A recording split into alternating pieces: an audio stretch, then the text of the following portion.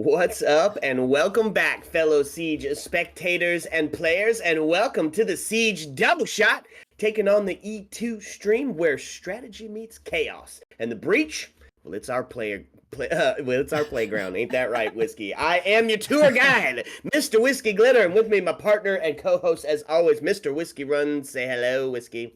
Welcome, everyone, to the Element 2 Open Qualifier number 2, the second weekend in a row of trying to find who is the best out of all of the Opens. We got 64 teams playing tonight on, I think, 5 different streams.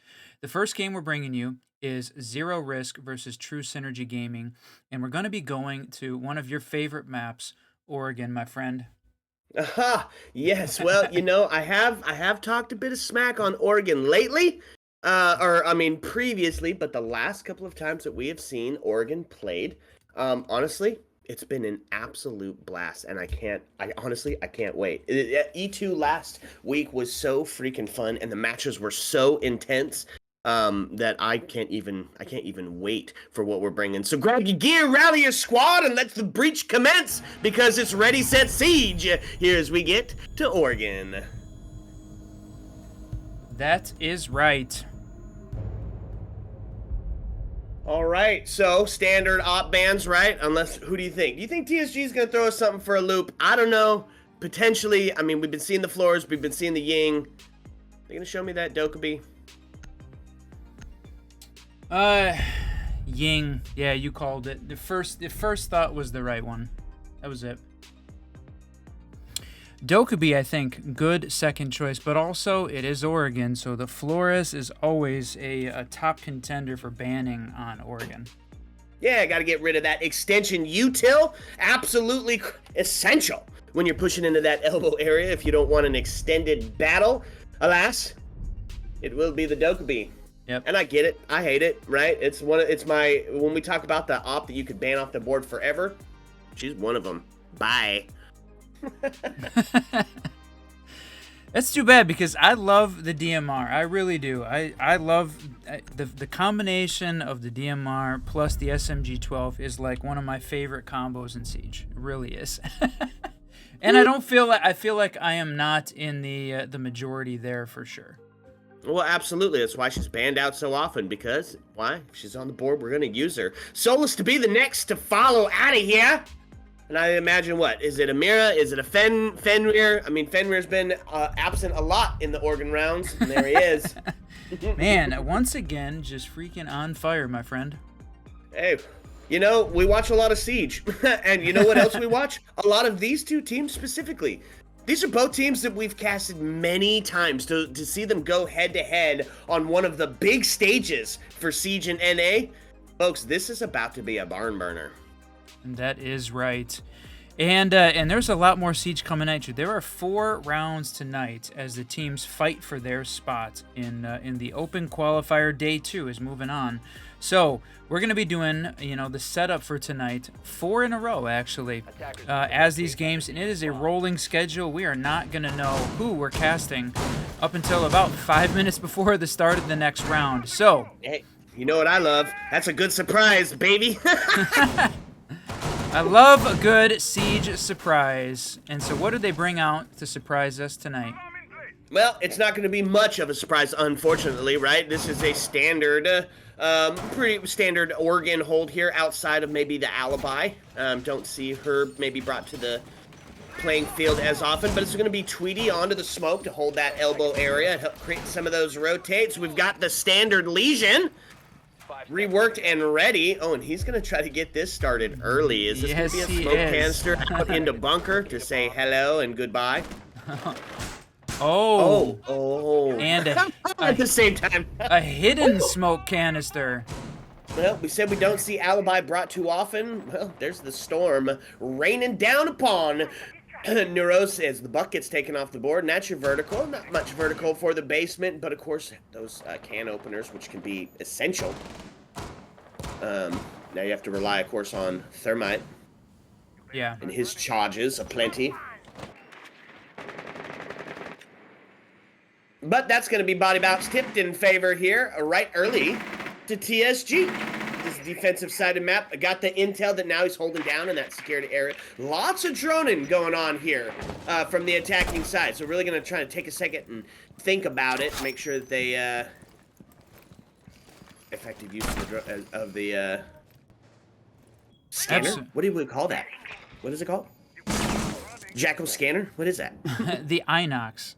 Yeah, you got all that info. Inox coming out, make sure that he's not got somebody waiting around the corner. Knows, of course, that somebody was in security. Flick gonna try to take that engagement. Still in security, too. Yep. Yep. And he is gonna get deleted off the board. His Sign's playing a dangerous game of hide and delete, peek and delete. Peek and delete. I love that name. Really do. Me too. That's a fun one. Body bounce tipped heavily in favor now of the defense, and Sled's gonna start getting active, but no way! Retro comes up on the flanks. Mr. Alex player Gonzo. That was they had the upstairs completely droned out, or so they thought, and they missed. They missed the back of dorm, the back of kids there in the corner. They missed a lot, actually, right? It was the alibi on the first kill, actually claiming a double, and then Retro coming in and cleaning it up with a 3-piece at the end. That's TSG coming out pretty dominant for round number 1. Although, that's exactly what it is. It's only round number 1. That's right. No best of 3 here, so we got, like we said, 4 games tonight, but they're all best of 1s. And did want to say, you know, Albedo, we missed you as well. We've been casting on some other channels. This week has been pretty busy, but glad to see you and everyone else in the chat. Thanks for joining us here for this Element 2 Open Qualifier. Our second weekend in a row. Let's go! I think that deserves a cheers. What do you think, my friend?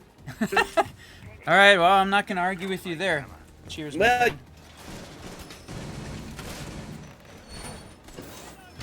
Okay, now we're good to go. Now we're good to go.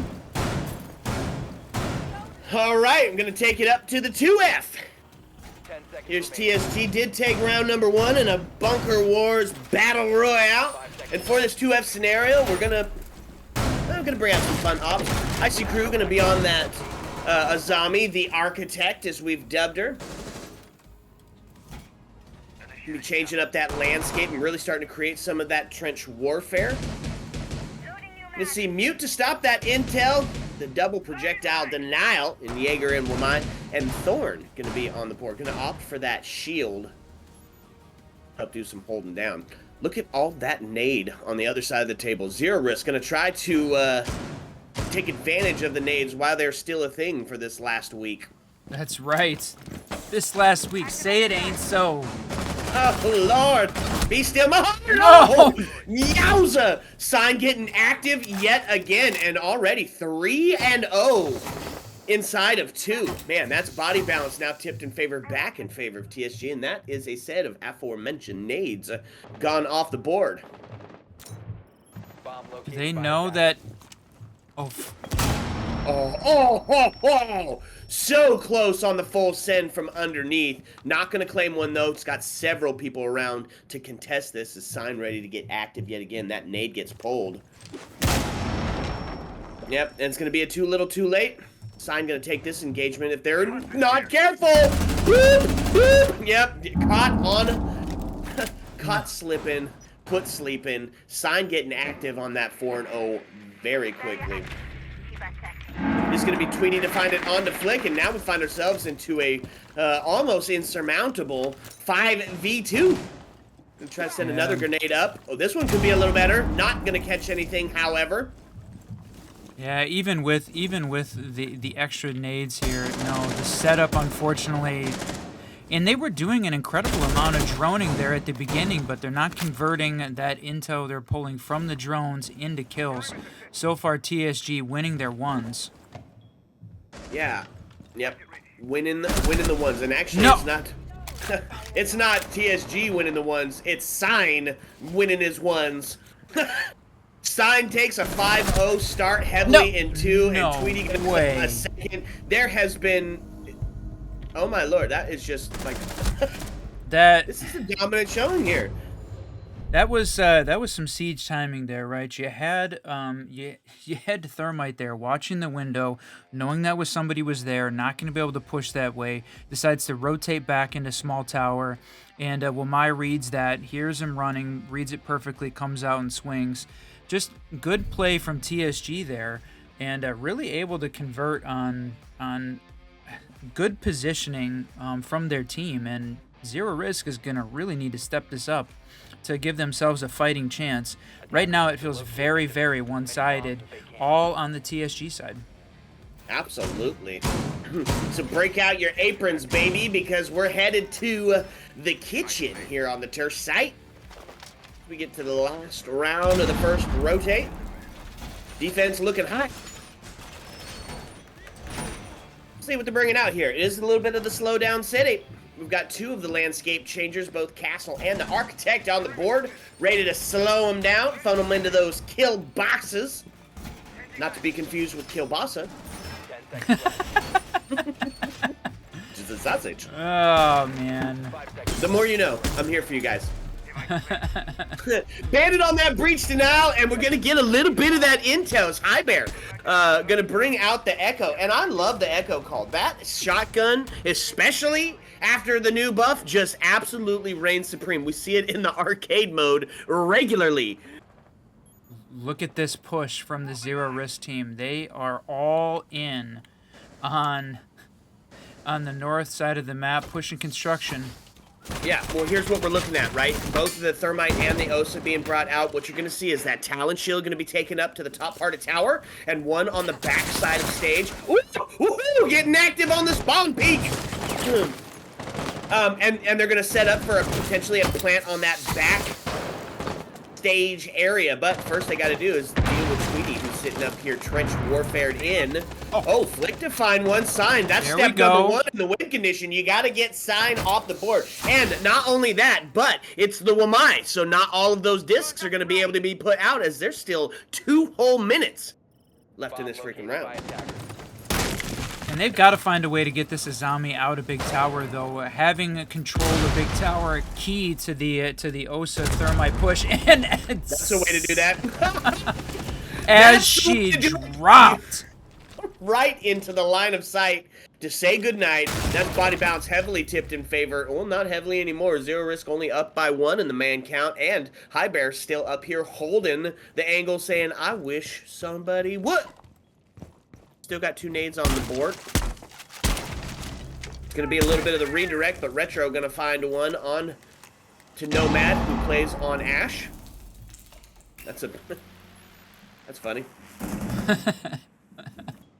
Nomad on the Ash play. Oh, I thought this...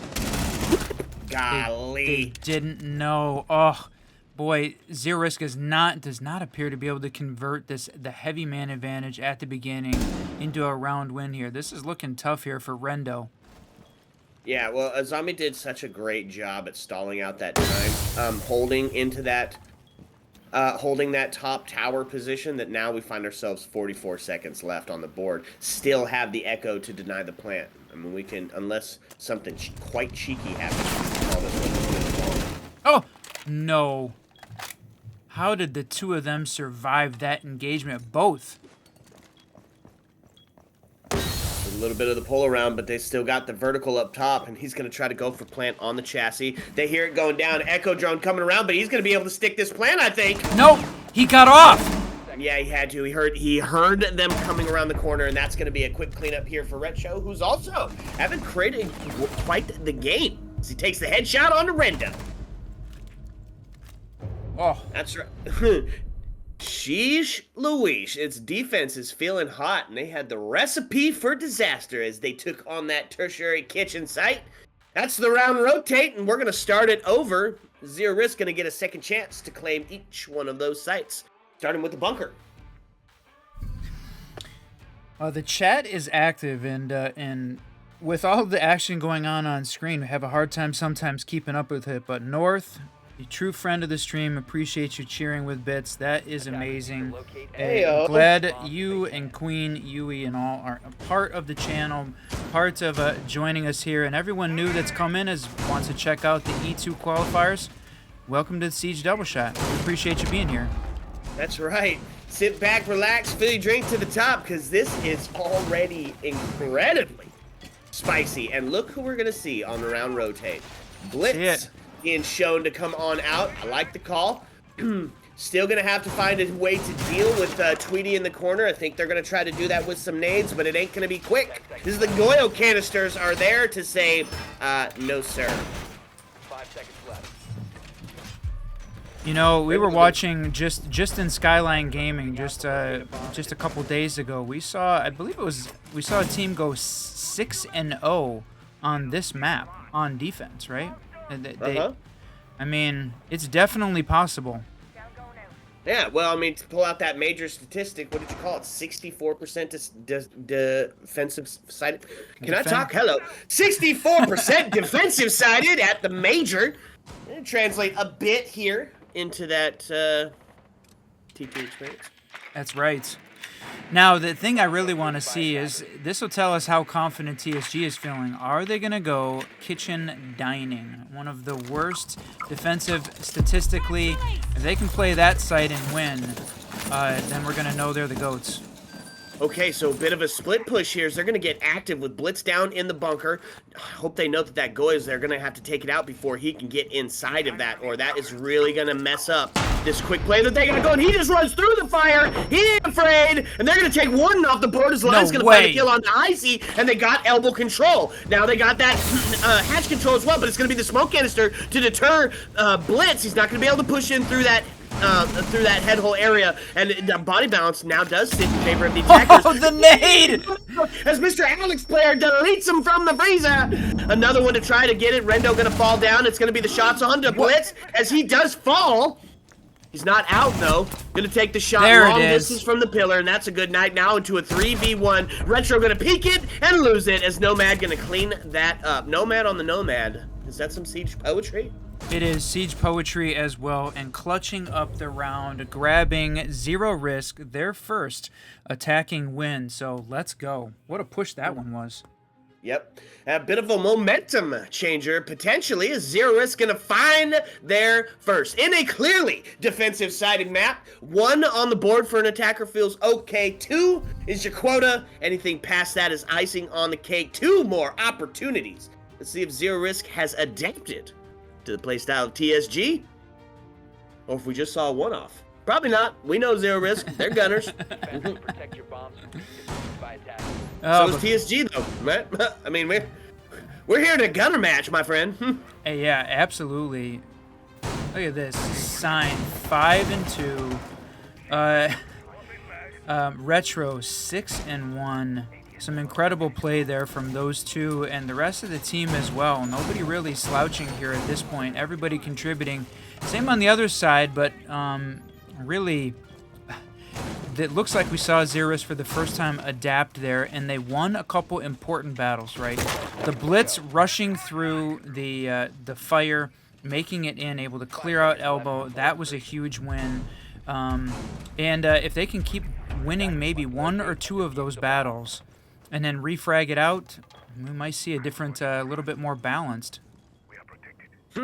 Boy, they have just opened up everything. A symphony of destruction in the bunker war area, and I like it. Get ready for those long bad boys. We're going to see on the attacking side of it, Amaru going to be put on the board, get some of that potential, I think that quick tower control maybe. Looks like that might be it. Yeah, and a couple it with the Twitch. Going to take out some of those Goyo canisters this time around. So they do opt for a little bit of a slowdown in the attack approach. Not by much. They're already getting active here towards this back stairs. The pre-fire on the head spot. Ooh. Oh, look at that system in refrag. Place. Yep, absolutely ready for that. Knew the push was coming, and he's going to be unretrievable, of course, right? He's now sitting up top and taken off the board. Sign. That's a good kill to start your first for Zero Risk. It's active and prevalent. What you think? I'm thinking that was you caster cursed him right off the board. You made taking him out the win conditions, and they are listening. Not literally, of course. We're on a 3-minute delay, but. but spiritually. Twitch gotta bring a drone to a gunfight and does lose the Twitch drone in that exchange. Located a bomb. So both are at least deployed. I don't know if they're both off the board, but with a minute 20 left, I'd say probably, yeah, they're both gone. That's the smoke and rotate is it's gonna be the pre-fire. It's Warden, man. Yes, I don't know if they didn't know that Warden was there. Smoke upstairs. Tweety gonna find the shotgun onto Flick. Now keep getting the body bounce skipped in favor of TSG here. Neuro holding onto that pillar area with gridlock as Mr. Alex gonna try and make a bit of a difference here on the back half of the round. Ties it up 3-3. Neuro gonna find it on the retro, and now the body bounce tipped back in favor of the attackers. It's gonna be the long bomb from and he almost catches him. Icy still active in that elbow area. Haven't flushed him out, and they're gonna pay the price for that as he finds himself a double. Tweety take it out on a nomad. It's now all resting on the shoulders of Neuro. He's got to take a 1v2. And they've got to know that that Warden was sitting there in elbow, still covering that position, but he's got the reinforcement. Oh. I think you're right, Kyle. I think it was the Outlast or the MU game that we saw the 6-0. Wow. Oh man, and the chat definitely very active in tech pause. Woof. Caught it. Yeah. We can talk about some of the stuff going on there. Yeah. Outlast does have a team. I think the Outlast purple team is playing as part of the 64. In between maps, I think we're going to pull up some of the standings, some of the brackets, go over a little bit of that. And one of the things I saw as well was there was like at least 2 hydrates in the chat, my friend. You ready for cheers? Oh, geez, let's go. That's a big dub. Okay, yeah, I'm with it. Cheers. Sure. Yeah. So, and that was one. I'm gonna do another one again because it's that kind of night. Hey, yo, sipping and sieging here in the E2 Open Quals, and what a blast it's been already. Woo. TSG up by 3 as we take ourselves a quick tech pause.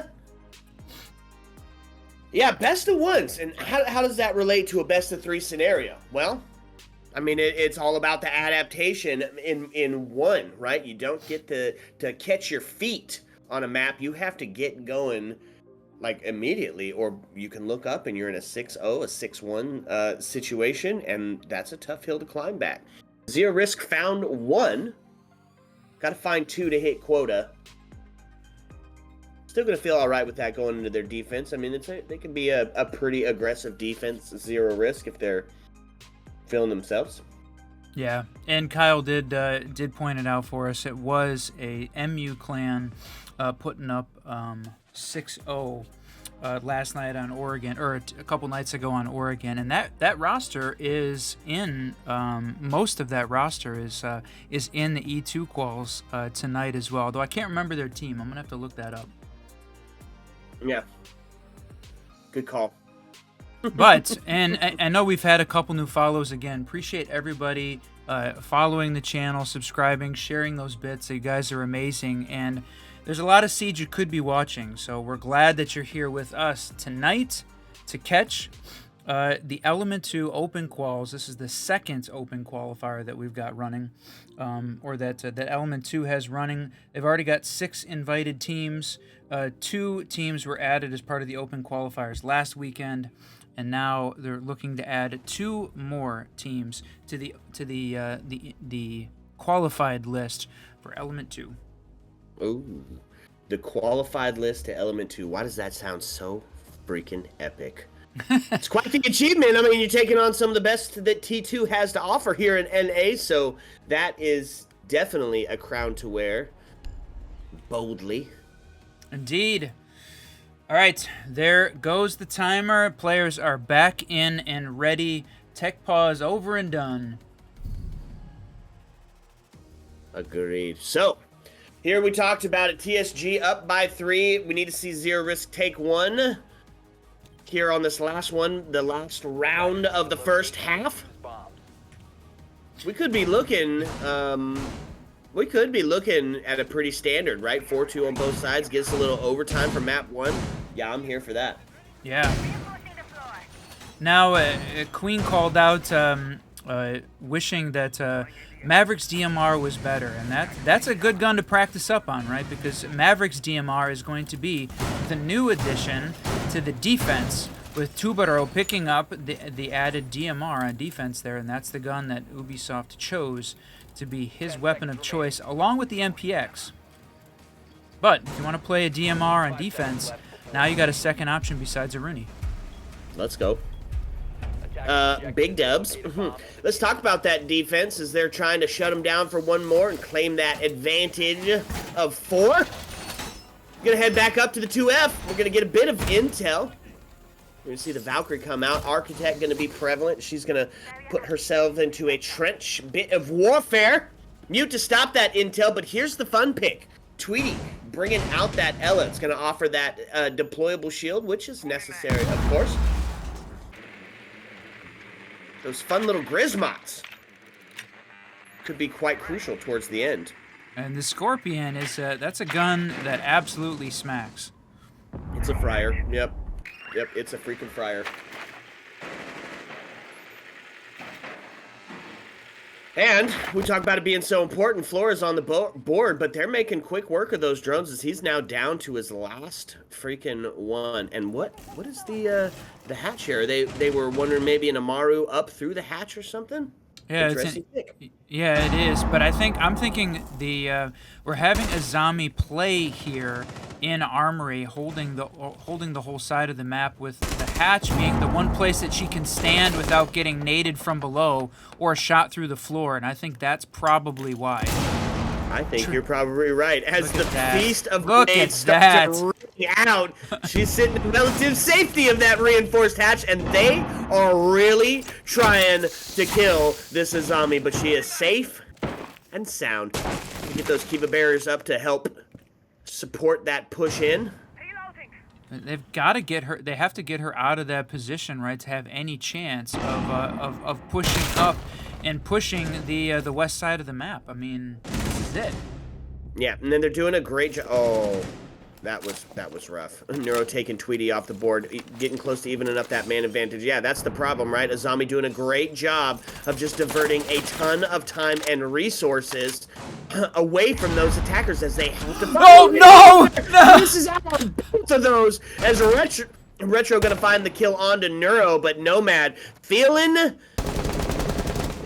pain after that one, and Rendo gonna take Sign off the board, getting a little bit closer to even up that body bounce time. Waiting for No Man here as we find ourselves into a 3v2 now, all resting on the shoulders of the 2 hard breach. Nomad and Rendo. Nomad in the attic, but they've got the intel. They know she was there. She was taking that gunfight earlier, trying to clear out the other half of the building. Don't get caught on the shoddy. Oh, sees him, but just barely. Flash grenade gonna go out. He's gonna be blinded. Rendo to take the kill onto Icy. There it is. Good refrag. And now it's the shotgun, and it's a 1v1. 11 seconds left. Gotta take swing. The pre-fire. You gotta go against the shotgun. High man puts him down. Oh. The shotgun reigning supreme in that close quarter combat situation just can't be dealt with. Oh, that was wow. Defense to seal up another, take us to a 5-1 on the half, putting Zero Risk a bit on the back foot.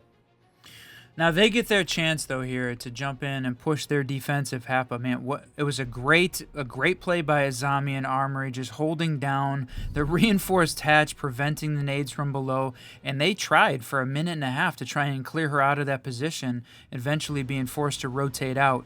The pinch, though, coming from stairs and the window, great way to handle that. So they did eventually gain control of that side of the map, but it was just too little too late. And then losing the 1v1 to the big shotty. Yeah. Yep, actually losing the 1v2 to the big shotty. I mean, it's a master class, a TED Talk of the peek and delete. All right, so it's the roll swap, babies. We're going to see ZERORISK and what they're bringing to the table as far as defense-wise, and they're going to opt to take a bit of a different approach here. So we're going to see 2 of the health operators on the board, both Doc and Thunderbird going to be utilized here.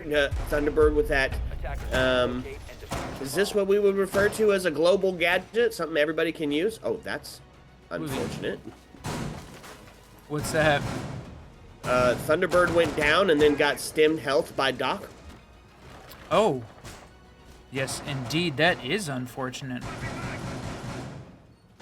Not even sure how that happened. That was funny, though. Either way. It's 3 health on the board. Everybody knowing that bits and pieces are getting taken out of the players on the quick peeks and the peek and deletes.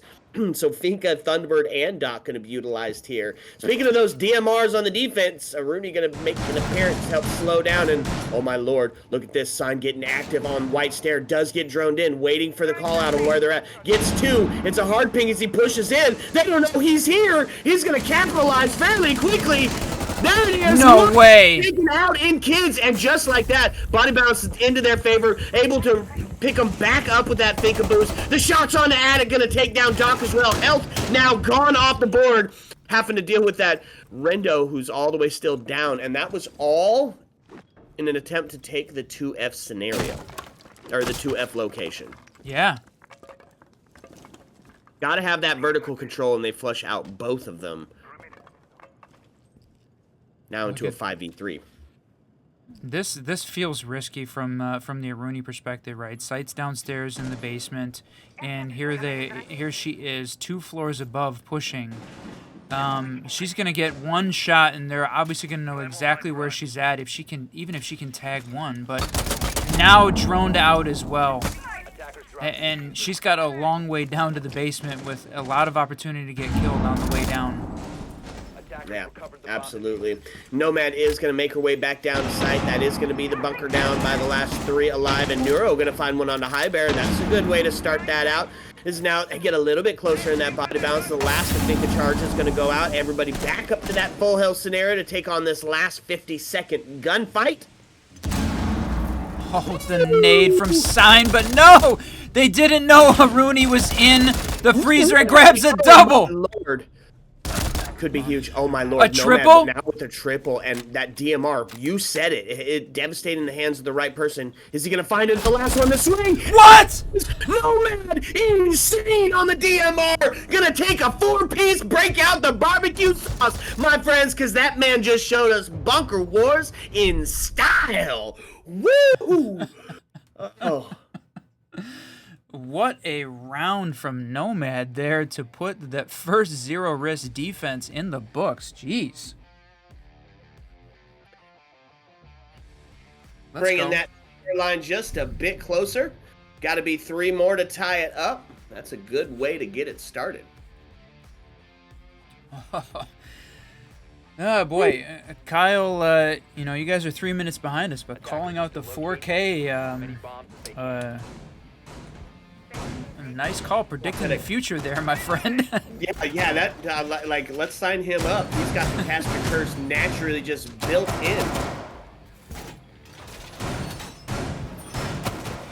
There was an awful lot of action there happening on the top floor with the site down in the basement, so what's going to happen this time? Who freaking knows, my friend? Let's talk about that defense. Going to switch it up as we head to that 2F location. We are going to see the king of slow. Rendo going to put himself onto the castle. Not going to opt for that half and half that we've seen so much recently on that tower, which means there's going to be no tower presence with a rotate to get back in the site. Couple Maybe BPs. They're just going to hold onto the you know, the bunker strat here as well. That is what it feels like, because yeah, they've got everything everything all locked down tight. Instead of leaving some of that open, giving some options for pushing and being aggressive. I think you're right. Bunker back down, even up on that second floor, and see whether or not they can hold out and defend against the utility. They've got a lot of intel there with the BPs and the prox mines, so they're going to rely there. Yeah. And those Banshees, right? Because those things give off the cue, tell you where that person's coming from. And look at this. Call the insurance agent because Sledge has given a ton of property damage inside Armory, just opening up sight lines to get those kills across the map. They're going to take a look here inside of sight. Drone having a bit of a hard time.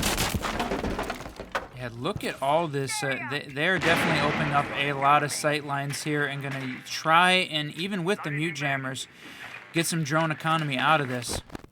And they are going to spot out the Castle holding down that attic position. Pre-fire going to go up, but not going to amount to anything. C4, though, to say hello. Nothing on that one as well. It's just a back and forth of almost. Apparently it counts in handguns and hand grenades, but not with the C4s. That's right. Okay, Nomad going to be the first deleted, and that's the frag leader off the board for ZERORISK. His body bounce gets tied up here, signed to also go down. Sitting in a 4-4 with 1:10 left on the board. They're still playing out in the side of the defense. Playing downstairs, waiting for a huge... That shotgun, man, it just can't be stopped. SMG to follow it up on the big window, not going to amount to anything. Still ready in that corner, and that's the problem, right? Got to get into that close quarter fight with him, but he has got it sealed up. A little quick peek off the dock to try to bring but he missed. Zero back up to full, but he did. He missed. Quick peek not going to amount to anything. Going to hit him on the second one, but it's all, man, this is tough. And now Tweety at the bottom of white going to get swung. Knows that it's coming. Oh, saw it, but going to miss out on that 417. Is going to find one. Pad the KD potentially a little bit. We got to see another 4K like Nomad did in the last to bring this back. That's the start of it. Back rotate to whites, 15 seconds. And I think we're looking at a too little, too late scenario as this defense is spread out. Gonna chalk it up. Another one here for the defense. Oh, flick! ZERORISK starts that climb right back. That's why these guys are the comp players and we're the casters, because I absolutely would have sat back and let the time run out there rather than re-peeking that on the angle that Line was holding with the DMR. But no, Flick wins that one. A nice job there. Up 3-5 now as we head into round 9. It's close. The defensive side of Oregon is really showing really showing up here. Whew.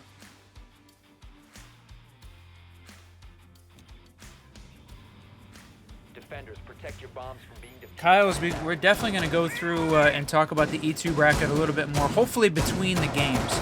But the way that works is we're seeing basically, I think it's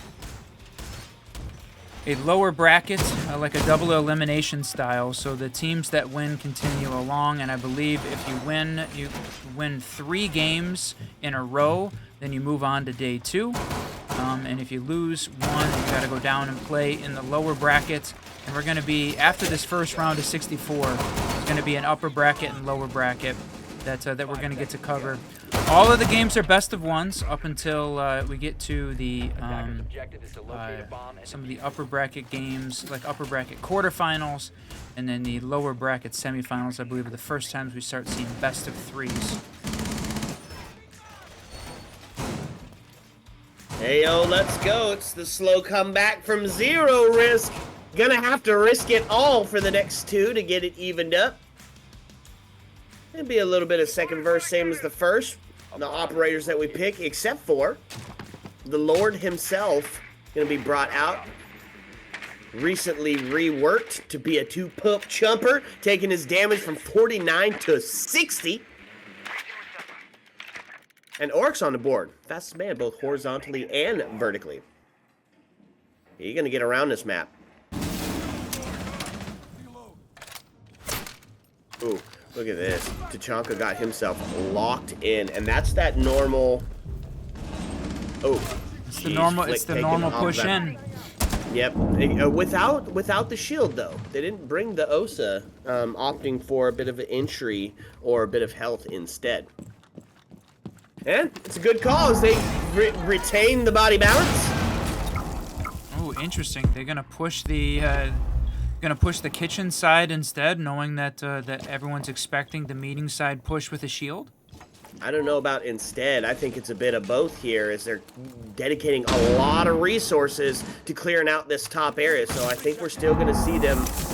Oh, it is a split push. I didn't see that we had 2 hard breach on the board. That means a bit of, yep, a bit of that split potential there. Now they're getting that drones in, vertical control secured. Oh my lord. Does he know how close he was? Yes. I think if he knew, he'd have been taking that swing potentially.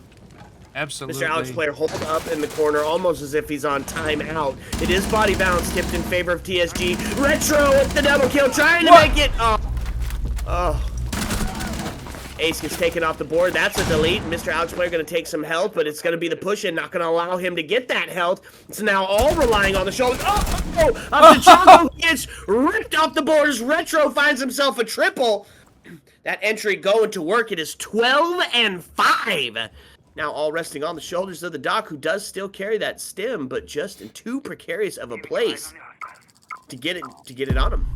There it is. He's got to try it right now. He's got to try and get that stim in. 18 seconds left. Excuse me, 15 seconds left in a 1v3, and now the plant's starting to go down. They're opening up this back area. They're going to expect him on the flank, but they are going to get this plant down, and just like that, attackers become defenders, and defenders become attackers. He's got the wall. Oh, and just a beautiful pre-fire. Not going to miss, or not going to hit the mark as he misses by inches. Boop! Gonna hit a little bit of damage. They now, of course, know where he's at. Takes some more damage onto the Ash. He's gonna be able to heal himself back up, but I mean, the crossfire is insane. 1 long, 1 down, and 1 up. Yep.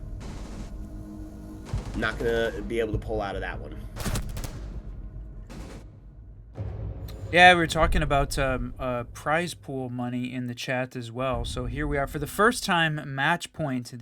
These teams fighting for their spot to take on the invited teams, the giants of the T2 scene. First place taking home $10,000 in the E2. So if you're able to fight your way through the qualifier, make it up into the league, and take down the titans of the T2 siege scene, you take home 10 grand. I believe the total prize money is 25,000 for E2. Ooh, man, that's a paycheck. 10 grand. That's something to write home to Ma about. Bunker Boys, baby. TSG on a match point scenario, trying to set this one away, and to do so, they're going to be slowing everybody down. Capcan being brought out here, and this is a great pick for 2 reasons, right? One, it hasn't been seen yet. So it's a little bit of that adaptation, something you might not be looking for, especially when you're droning in, especially when we get to that last 30-second push. But that's the second part, is if got a couple of those closer to home, you know where that push is probably going to come from, right? We're going to get that meeting hatch open. You know there's probably going to be that push in from Freezer. Have a couple of cap cans set up and ready in a last 30-second plant. That could be the 6th man that ends it all. Got to be perfect for 3 here. And they brought some aggression on the side of TSG. Both Blitz and Amaru going to be utilized here. And with the Lion on the board, a couple of nades. I think they're going to let Blitz get himself into place, get set up on top of that vertical, and then it's going to be a 1, 2, 3. And they're going to collapse onto the site. Whether that works out in their favor or not is yet to be determined. But no Goyo to slow him down on that main wall. Did not catch whether or not they had cap cans on this main door. That would have been huge. There, the Amaru's in. We saw her head up, and no way. Perfectly placed on the barbed wire and thorn trap combo. Smoke now going to hold off this bunker area from the elbow. Now takes us into a 3v2, but with Nook finding that last one. Minute 40 left. It's this cross set up, and TSG gonna claim map number 1 and series number 1 of the day for the Siege double shot. Ooh! Wow.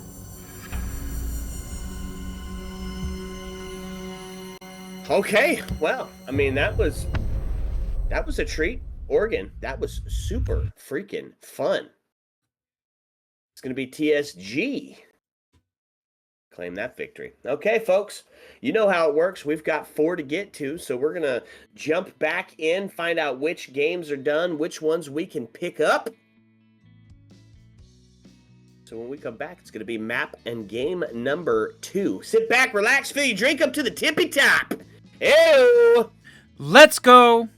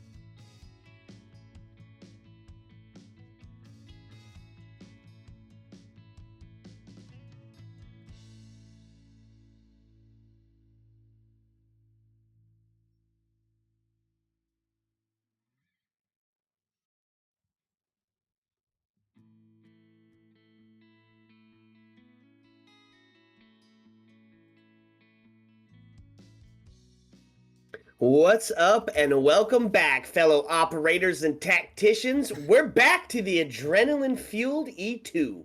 We've survived the explosions, we've outsmarted the traps. Now it's time for match number 2 of the day. Our teams are gearing up for another round of post-pounding actions. The stakes couldn't be higher, the strategies couldn't be wilder, and the banter, well, whiskey may have been involved, eh? I'm still the Reverend Whiskey Glitter, and with me, as always, my partner and co-host, Mr. Whiskey Run. What you think, match number 2? Match number 2, we're getting to see Outlast versus CLUTCHorKIC. And, OPL is not being terribly cooperative. And so that's the game that is going to be played. Outlast versus CLUTCHorKIC is coming up next.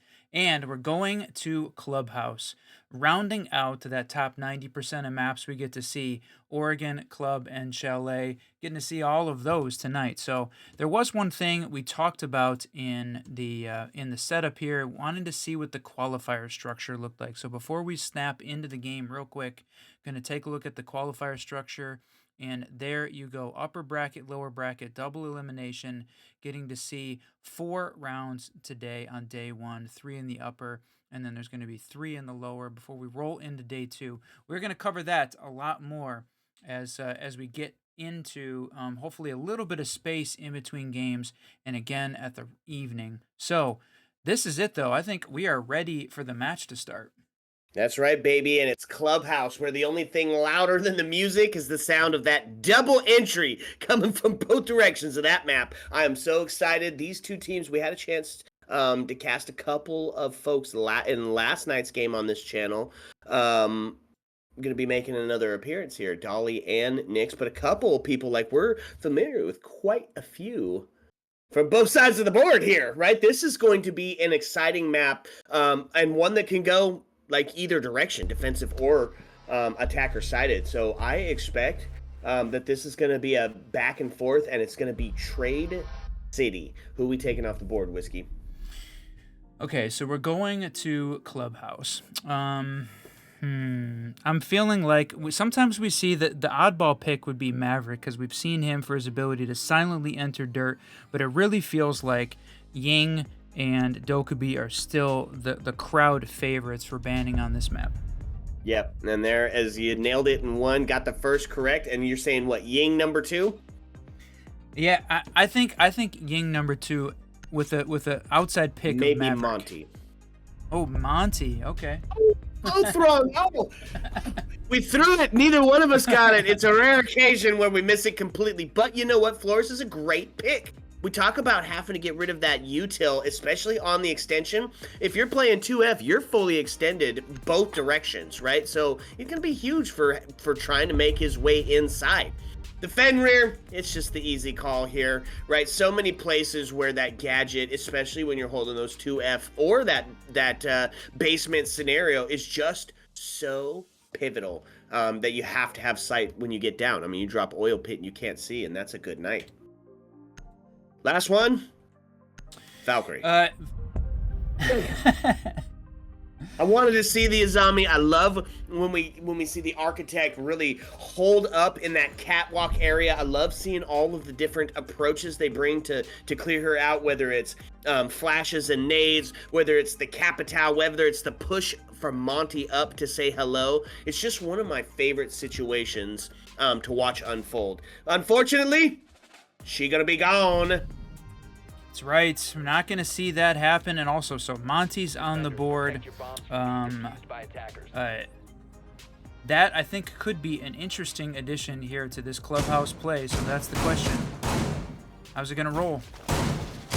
Well, it's going to be a little bit standard here, and I like the play here. Gym Bedroom, a standard for the primary site. Castle quickly becoming a standard yet again. I know that he used to be very powerful on this map. Well, he's had a resurgence as we're going to see the Gym Bedroom door blocked off. Both the highway windows blocked off inside of Master and inside of Construction.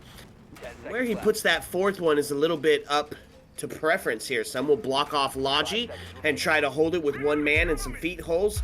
Sometimes it will be to block off Cash to hold that extension, really force him to peel back the onion layers of the defense. Either way, it's a good call. On the attacking side of it, going to be fairly standard. You see it all the time on Clubhouse, especially for a gym and bedroom. It's going to be that double hard breach, a bit of a split push, right? You got to take control of that CCTV, pushing into construction area and cash and push into that construction area. You got to get that hot tub window open, so you got the crosses set up, making that execute just a bit simpler. Sleepy going to have that drone inside a garage, taking a look, trying to catch somebody on the rotate as they're making their way inside. We were gonna say that that this CLUTCHorKIC team has got their work cut out for us. I know, like you said, we saw a large portion of this Outlast squad go 6-0. I was on Oregon, but still a team to be reckoned with for sure. Yep. Okay, first minute gonna tick by as the drone's doing their thing, and they are really making sure that they drone out every single player. Defense just holding. They're in that hold pattern. It is gonna be all up top. They are gonna start to get a lot of... Oh. What is that? Oh, okay. Single wall in construction. Yep. Got that one easy open. call, easy call. Did they get hot tub open? I know they were making an attempt at it. Dolly gonna find the first kill onto Sleepy. That's gonna be the health off the board as Nick's gonna take a bunch of damage, but able to WASD his way out of here. Here's the talk. Here's the scandal. It's Move sitting in the bathroom with a shotgun, ready to defend. Oh. Ouch. Ready to defend that hot tub breach that somebody tried to push in. Dolly gonna be the next to fall. Shots ringing out here into the CCTV area. Savant looking to catch one on the rotate. Ooh! A pistol killed there. I think that was a pistol anyway.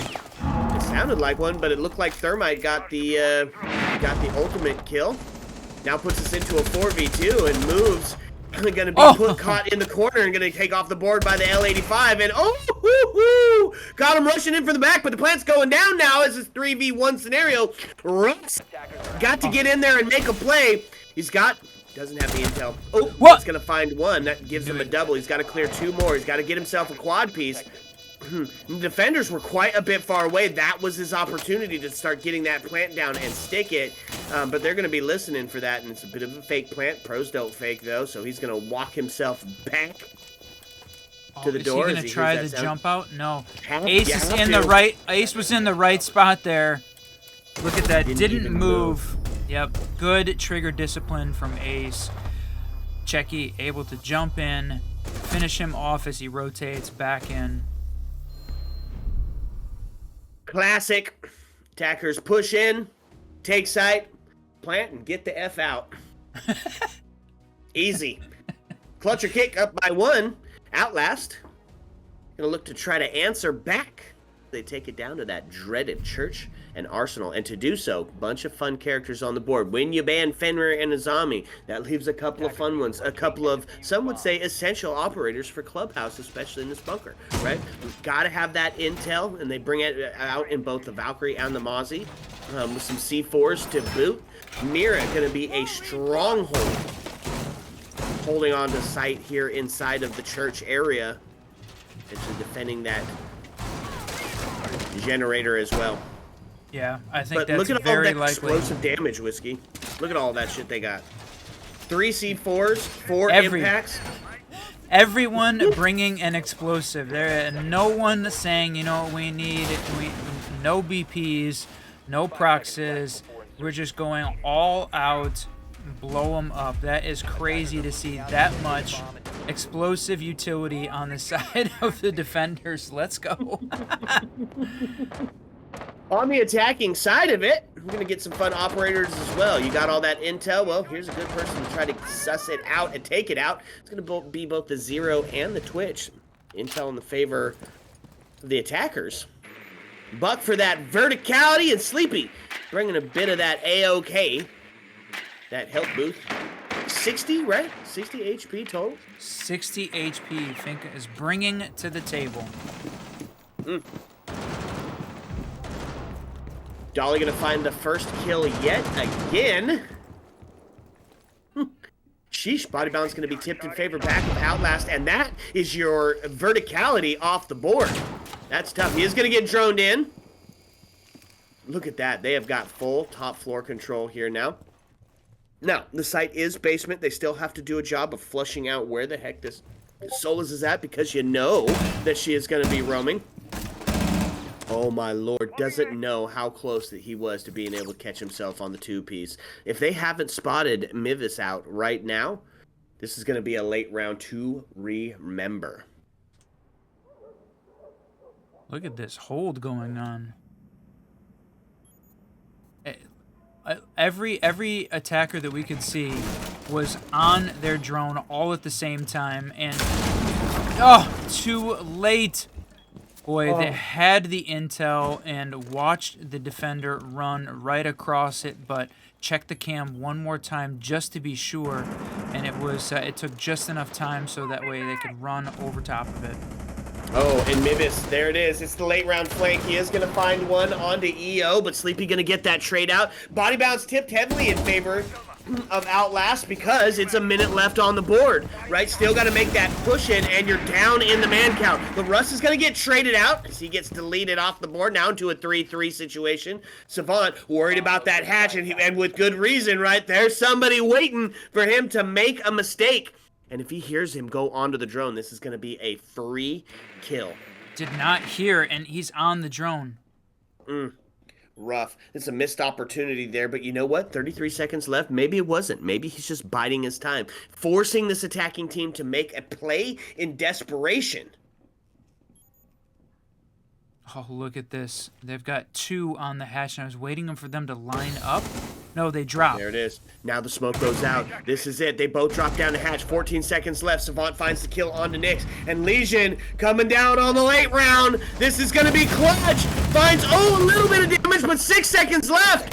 They're going for the plan. He's going to get it taken off the board. Not going to find the double, but with 1 second left, it's too little. It's too late. Outlast defenders going to find that dub on the Stall City. You know, it was a great play by Legion, and even though he only got 1 kill, it was the kill. It was the kill. That was the one that turned around. The plant was going down. Ace had made the drop, and Zofia had rotated into a position not able to cover him because they thought they were clear. That was a double floor drop from Legion to win that one. What a round. Yes, sir. What a round indeed. Attackers need to locate. Attacking team just got a front row seat to defeat Theater. So they tied up 1-1 now. Back to that gym bedroom. Very confident in their ability to hold it. They are going to bring some breach denial. Nick's going to bring out that bandit. Still going to stick with some C4 action. However, Castle doesn't have any sort of explosion, so he's going to opt for the proxy. Look to see him put one on the stairs. Usually one near that hatch area. I like too when they're setting up this castle strategy. It's a favorite of mine, and you know I got it from watching Pro League. Is when they hit that gym bedroom door to 8 hits. Right, it takes 9 to break one of those things down, and I believe that was a rework actually as well. Right? Didn't it used to be less? Yeah, it was less. Yeah. So it takes 9. You hit that gym bedroom door 8 times, and then when somebody thinks they're secured in there to start getting that plan down, it's a break it open, and hello, good night. Brought a bit of the same here. I was going to say, the interesting thing about this setup right on the defense is they're playing the gym bedroom site, and Mira's available, but not playing her. That, to me, feels like I don't know, almost a miss there on the defense, but they're going to try this. They're going to try this bandit trick. They've got the drone on them. So they've got Thatcher. Thatcher's going to have to use up all of his. You going to get it? Oh. Nope. No grenade. Not even needed. They are going to get that hot tub wall open. It's going to be a little bit harder to defend this from the bathroom as they start that bit of the split push. You'll notice they got CCTV open as well. Dolly again on the entry kill. If he can capitalize on the second one, and he is gonna send it, and it's the impact to say I choose you as Dolly takes down Rindo. Now Savant to take that trade out, but body balance is in the favor of Outlast. The damage has been done, and there's the proxy on the stairs, giving away the location of Ace coming up, so they know that he's there. Still got Mivis holding on that hot tub angle. It's a 4v2 with 1:18 left. This is a tough position for this attacking team to be in. Oop. Moves. Trying to live up to his namesake as he sends a pre-fire. What? And then No! No! Gonna pay for his hubris on that swing as it now takes us to a 3v2, a 3v1. Russ to clean it up onto check. Now it's all resting on the shoulders of Savant, who has to live up to his name. He has to be perfect in this 1v3. 50 seconds left, plenty of time to draw out the gunfight, to try to bait some body shots in. It only goes drop down. shot! He's gonna take the triple now, and he has to ace to clutch this one up. 40 seconds left on the board. Still has the Selma charge, and he's going to utilize that for whatever reason. Maybe a bit of a distraction, but it's not going to do anything. A little bit of points to the scoreboard. Oh, my lord. He's trying to pull out every trick in the bag. The swing, not going to be enough. Mivis is ready to take the body shot. He was a low health. All it was going to take was one, and he got that one. That's the defender's going to seal up another here. Wow, what a round there. That had my emotions swinging back and forth like crazy. Outlast grabbing that. So when they played the gym bedroom first, CLUTCHorKIC took that. This time, Outlast is able to successfully defend. Successful workout in the gym this time. That's right.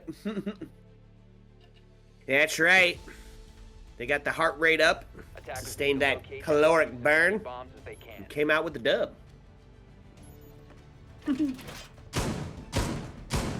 Here's an interesting one. I feel like we don't see this site played very often. Yeah, I mean, we catch it on the round rotate, right? If there is a win upstairs in gym and there's a win downstairs in church, then generally we'll see CCTV as the third, because when you talk about those stats on bar states just being astronomically not in the favor of the defenders. That's true. Not quite as bad as kitchen dining on Oregon, but still pretty still bad. Up there. Yeah. So it's going to be a CCTV hold. Capital on the board to flush out that Wamai, who's going to be holding up that catwalk area. Interesting. Love the free cam here.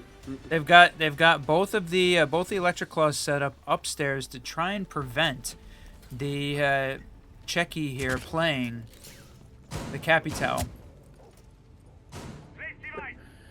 I got lost in the sauce there for a second. I thought we were watching a defender run out on your free cam. I was like, oh my lord, no you're not. Caught me. Oh no! Russ! Quick way to deal with that catwalk presence. Unfortunate for Russ as he does go down. Now he is recoverable, but this puts Mivis in a bit of a tough spot. He takes a pre-fire on that garage door. That's one of course the reasons that they use the charges towards that towards those garage walls, because that is a huge place where they're going to start pushing in from. It's how you gain that control. It's how you get that catwalk presence pushing from both ends. Ruska is going to find this. He did get picked back up. He did take the hard breach off the board, even though his job has been done. Mivis still wanting to get there. Oh, and the siege timing on that C4. Oh, and Checky gets the Capital kill upstairs on catwalk. Checky gonna find Mivis as well, as now we're into a 3v2, a 3v1. Moves finding that onto Rindo. Oh my lord. Yeah, in a tough spot right now. And the run out by Dowley from main breach. Yep, they got the call that he took out that camera, proxy alarm went off, and it's hold the angle to say goodnight. Dolly saying hello. Outlast gonna claim another victory as they find themselves up by 2. Getting close to the back or the front end of the half here on match number 1. Sheesh. Okay. That's a bit of a slowdown here on the attacking side of it. But, I mean, you talk about this map being defensive-sided, right? So, absolutely. A 3-1, not wholly unsurprising.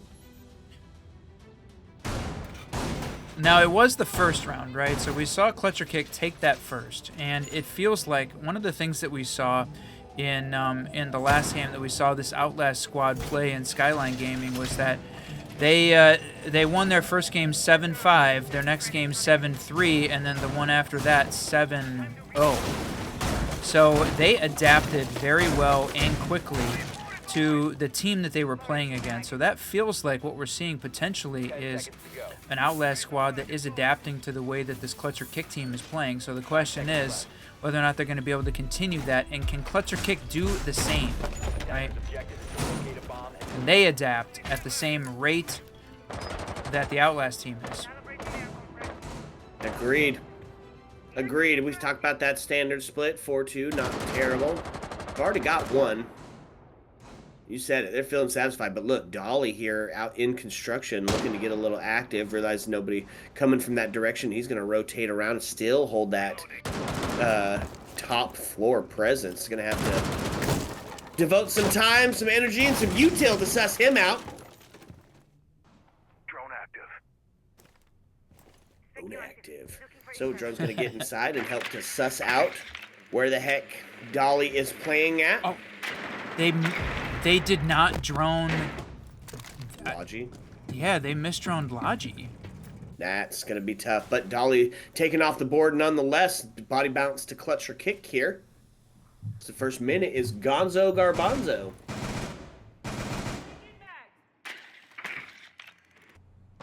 I think that's Twitch that's outside. Yeah. Oh, no! Zone back in! Caught him slipping now. On the rotate from the window. He's No going to pay for that. way. Didn't even look. Didn't even check it. Miv is going to get ripped off the board, and that's now body balance back in favor of CLUTCHorKIC here. He's got a minute and 30 left on the board, and now got that top floor presence. Last three defenders have put themselves back into sight, and no, that's not a bug, or that's not happening on their side of the screen. That's just the observation bug. Unfortunate. Indeed. And the thing about it was we saw, CLUTCHorKIC, great drone work there, making that happen, and it was a missed drone through Logi that caused that kill to happen, but it was being extra aggressive on the side of Outlast that caused them to lose that. And there you go, CLUTCHorKIC again. Great use of intel there. Yeah, and now takes themselves down. Oh, they are going to get this hatch opened up, but Moves just living up to his namesake. Look at him just absolutely all over the board. They're going to make it tough to get that kill from above. You can't even see where the heck he goes to. No vertical presence here outside of those soft breaches in the hands of Ace. Look at Moves. Moves like Jagger? Living up to his name. That's... You see a similar play here. The drop down. That's right. Gonna take the shots onto it. Gonna find it, but it is gonna be traded out as Savant finds Russ. And Russ finds Checky. Seconds to tick down. 5 seconds left to make a play here. Moves down. Takes a shot. They gotta deal with this mirror. It's the pre-fire. What? What? Defender's pulling that up. Knicks just in the nick of time getting back into that defensive corner. Finds one. The double. The push. It just fell apart. Cue that sad montage music as CLUTCHorKIC loses a devastating 2v1. Oh man, that was tough. That was, oh ouch. You pull up that scoreboard. That is 4 in a row for the Outlast team here on defense. It looked like a real strong start from CLUTCHorKIC, but they're falling apart under the pressure from an aggressive defensive setup here and play style from the Outlast team. Agreed, and they're capitalizing on some of that, right? Like, they're winning these ones up top, but the problem is that it's diverting so much time, right? Outlast is doing a spectacular job of setting the pace of the round here, and the attackers are not finding a way to combat that. So even though they got themselves into an advantageous situation in a 2v1, well, they only had 3 seconds left to take that gunfight on, and that's a too little, too late scenario. And it's happened twice, I believe, where the round ended to time, correct? That's right, twice. Yeah.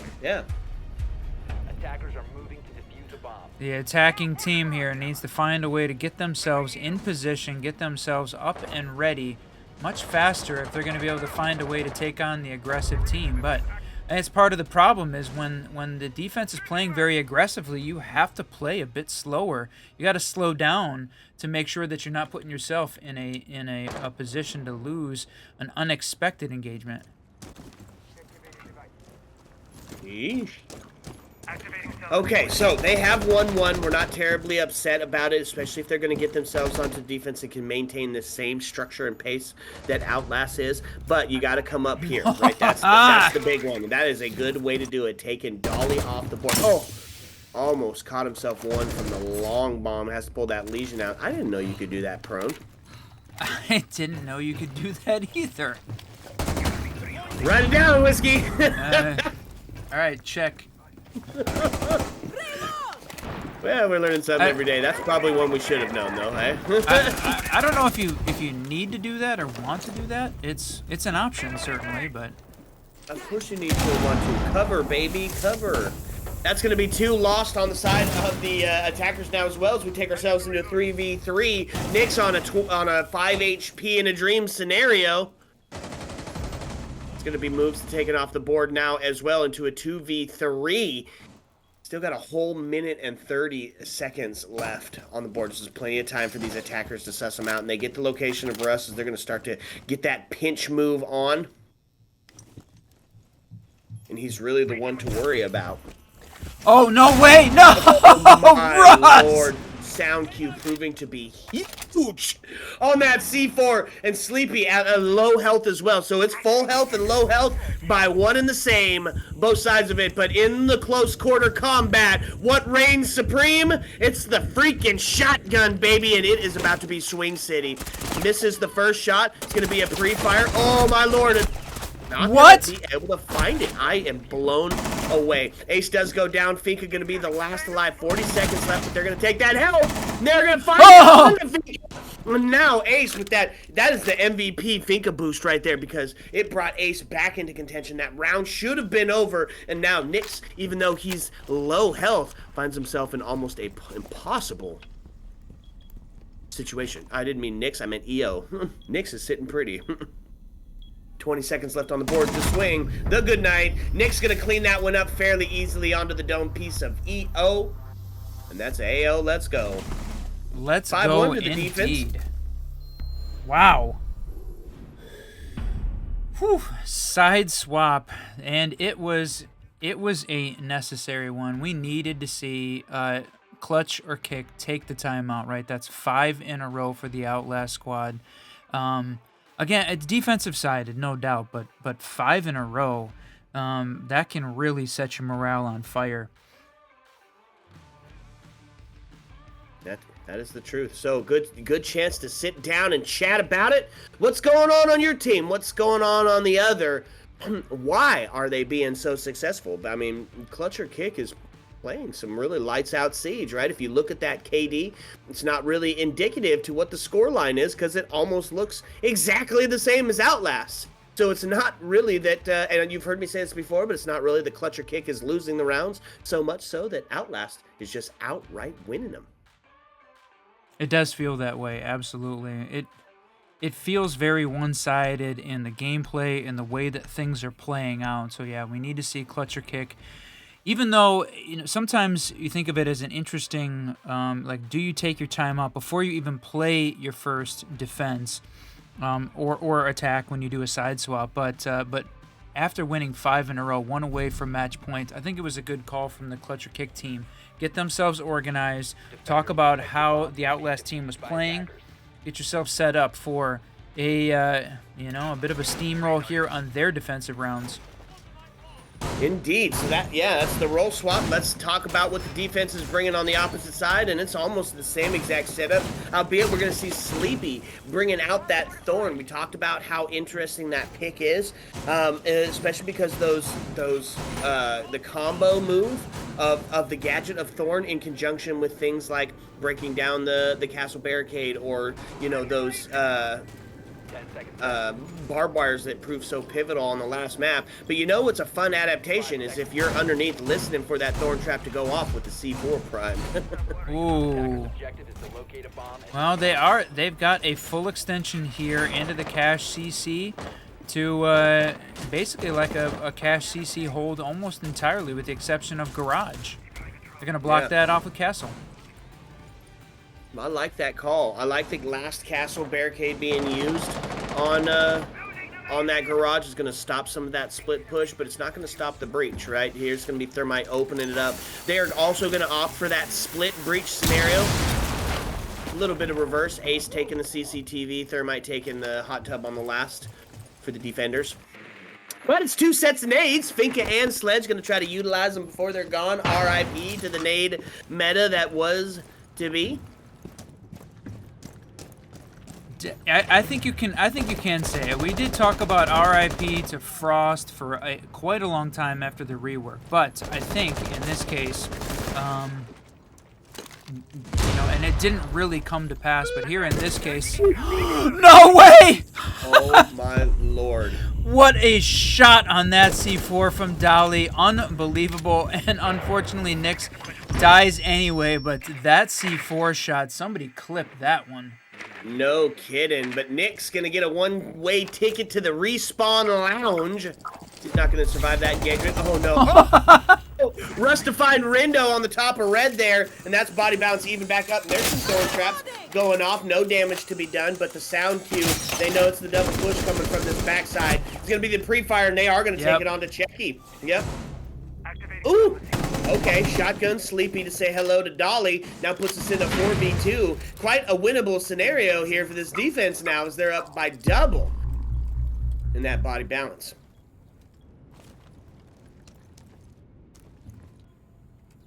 Okay, so still got the one holding. Mivis gonna show the patience of a first grade teacher here. So waiting for them to peek the head. Wait for that quick peek, that jiggle peek to respond dramatically.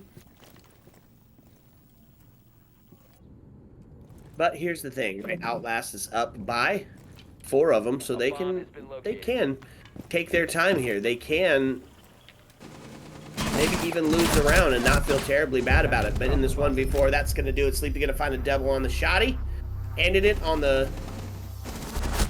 Thorn shotgun kill. I love it. Yep, good distraction from construction there enables Thorn to be able to swing with no problems there. And 5-2. CLUTCHorKIC starting the defensive comeback. At least the timeout buff appears to also be working, right? Typically, I think the stats are very high on a team winning the next round after they take a timeout. Yeah. Need to locate and defuse bombs. Agreed. Excuse me. That's why so much of the R6 talent talks about how pivotal it is, right? It's utilized just like you see in any other sport. Slow down that momentum. Right, you got somebody that's breaking it up. A second to talk about it could be the life and death difference for you.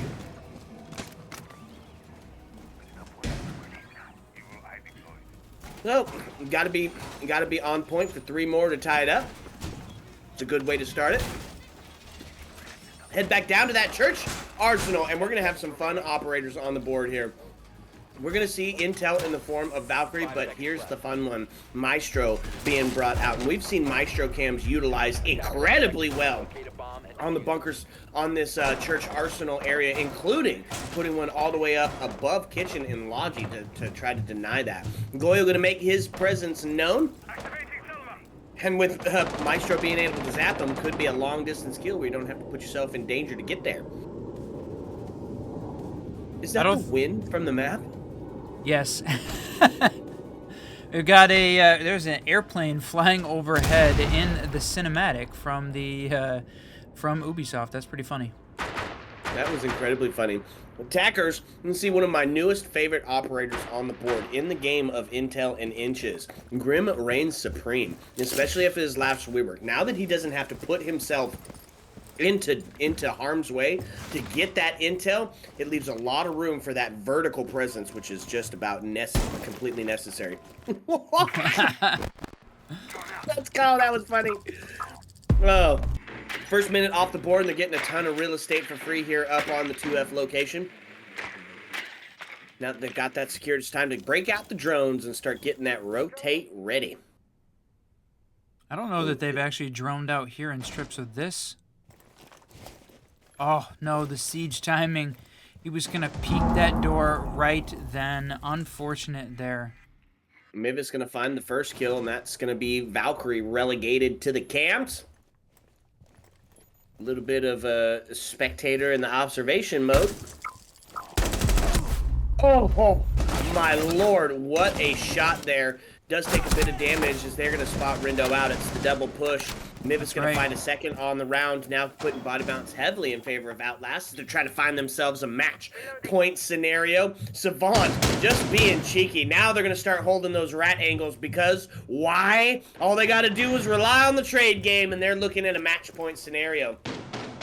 Goyo, that was a canister going down and putting a bit of damage onto Nyx. It's a lot of action happening up there on the moto hatch, but Goyo not in a position to be able to take care of it, rotating himself back down. We're going to see these hatches getting opened. Okay, 36 seconds left on the board. All 5 of the attackers still alive. So what you're going to see, folks, it's going to be the drop, and it's going to be a hectic spray of trades that are coming out. Look at this. They're all spread across the map to take this gunfights all at the same time. We're looking for that 3, 2, 1, drop scenario. Oh, that was crazy. That was just crazy timing. Miv is going to lose his life on my countdown on accident. Dolly going to follow that up onto Savant. Now taking us into, oh my lord, EO to find one. 6 seconds left. They're getting the diffuser down. Cross is set up. He gets taken off the board, and Dolly going to find him a 2-piece to take Outlast on to that match point scenario. Oh, what an angle. They both peaked it at the same time. Sheesh in the chat, indeed. Wow. Woo! Dolly able to cha-cha through that double. And you heard it. That's that sound. You know what it means. It's match point here. Element 2, match number 2. Outlast versus CLUTCHorKIC. And they're putting themselves more to the later half of their namesake. That's right. Luckily for them, it is double elimination, so it's not a true kick yet, but boy, Outlast sending a message here if they can win this one. 7-2 in a round count. It's so crazy to hear the sounds, the radios and stuff. Because that's the glitch on my game, right? I don't get that sound. I also don't get the sound of the beepers. Although I did have it when I first installed this the GeForce, the NVIDIA. I did have sounds for a second, but they are gone again. Look at this Maestro cam up on top of the jukebox. Attackers are moving out to locate a bomb. Yep, it means you got to expend some util to get that thing off the board. You don't want to be caught slipping, vaulting up onto a jukebox for death. That's not part of the highlight reel. Well, at least not yours. Yeah, that would be part of somebody's highlight reel for sure. All right, they've got dirt open there. Ace able to take that one, and they're going to be pushing here on the kitchen hatch next. What was that? What was the explosion? I missed it. Oh. Opening the hatch. Yeah, gonna go for that full top-down clear. It's just so important, especially with players of this caliber on the board. You know that flank will happen if you don't get it secured. And we've watched it happen several times already. Move's gonna get, oh no! Dolly gonna be the first one evicted from life in this match, as now he finds himself into body bounce tipped in favor of CLUTCHorKIC in this match point scenario.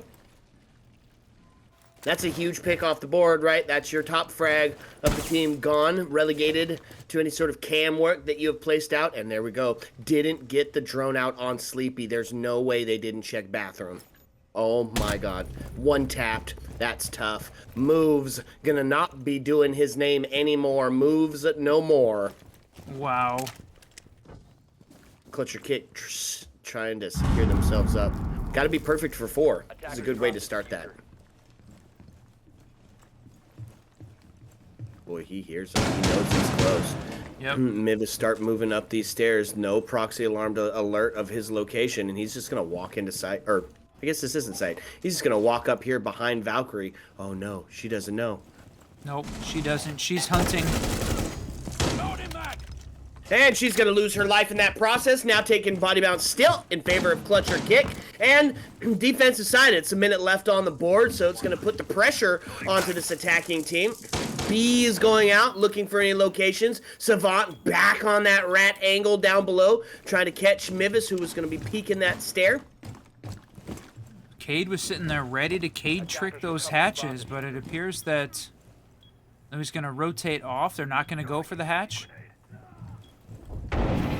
No, they are going to go for the hatch for 36 seconds. Yep. That's going to stop that. That's going to stop that push down. Oh no! And this Goyo canister going to lock them into that Moto hatch. Should they choose to drop a Checky to find the kill on the Nyx? Now we find ourselves into a 4v2. It's just 21 seconds. That Goyo canister is going to last forever. Mivis the next to fall. Buck on low HP in a dream. He is going to find one on the long angle.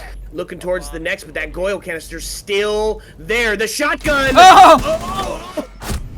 Had a chance at clutching up that too, but Checky gonna be ratted, proned out, and that's a good night.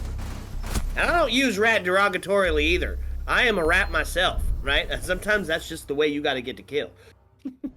That's right.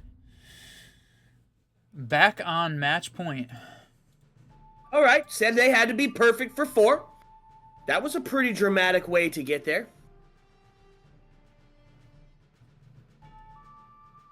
Unfortunately, though, arguably one of the hardest sites to push into is that basement area. Now they got to do it up here in gym bedroom.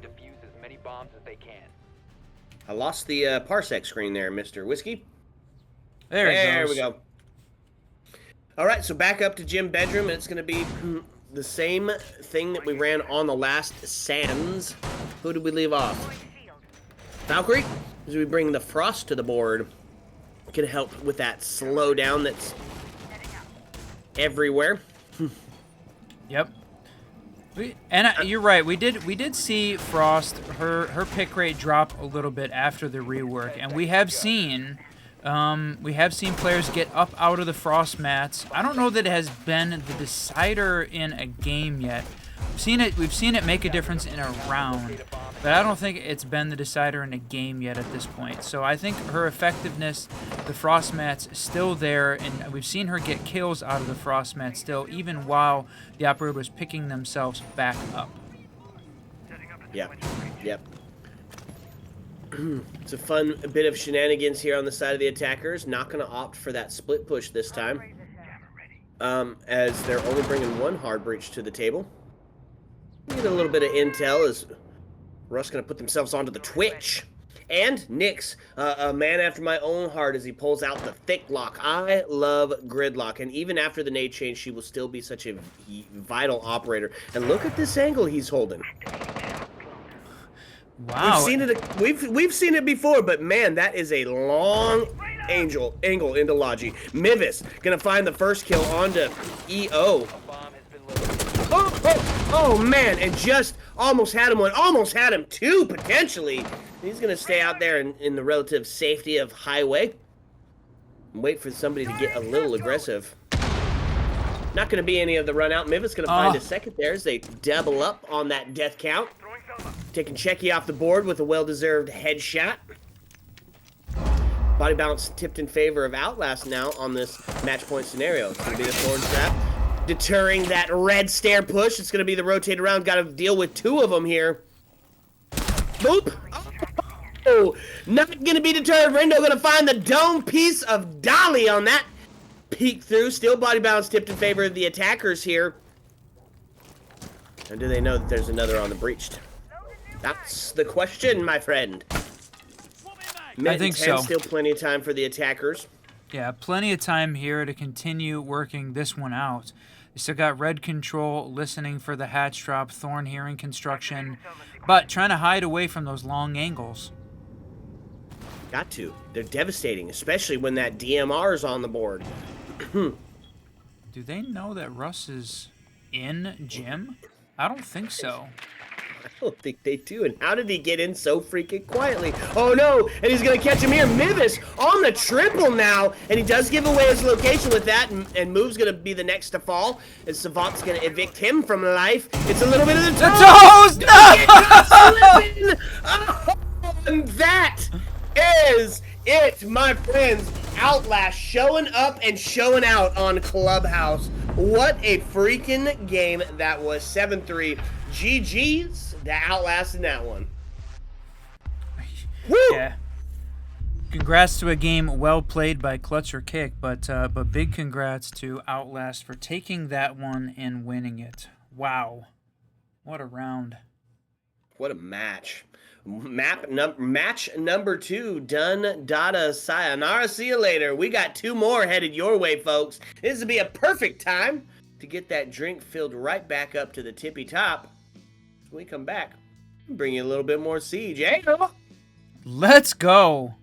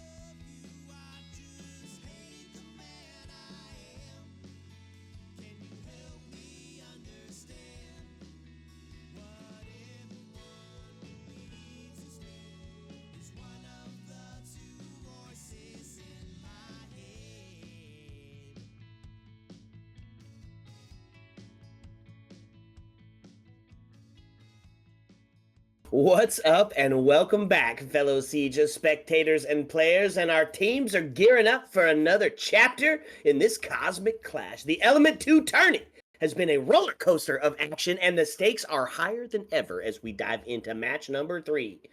I am still the Reverend Whiskey Glitter. This is still my partner and co-host, Mr. Whiskey Run. What do you think so far, Mr. Whiskey?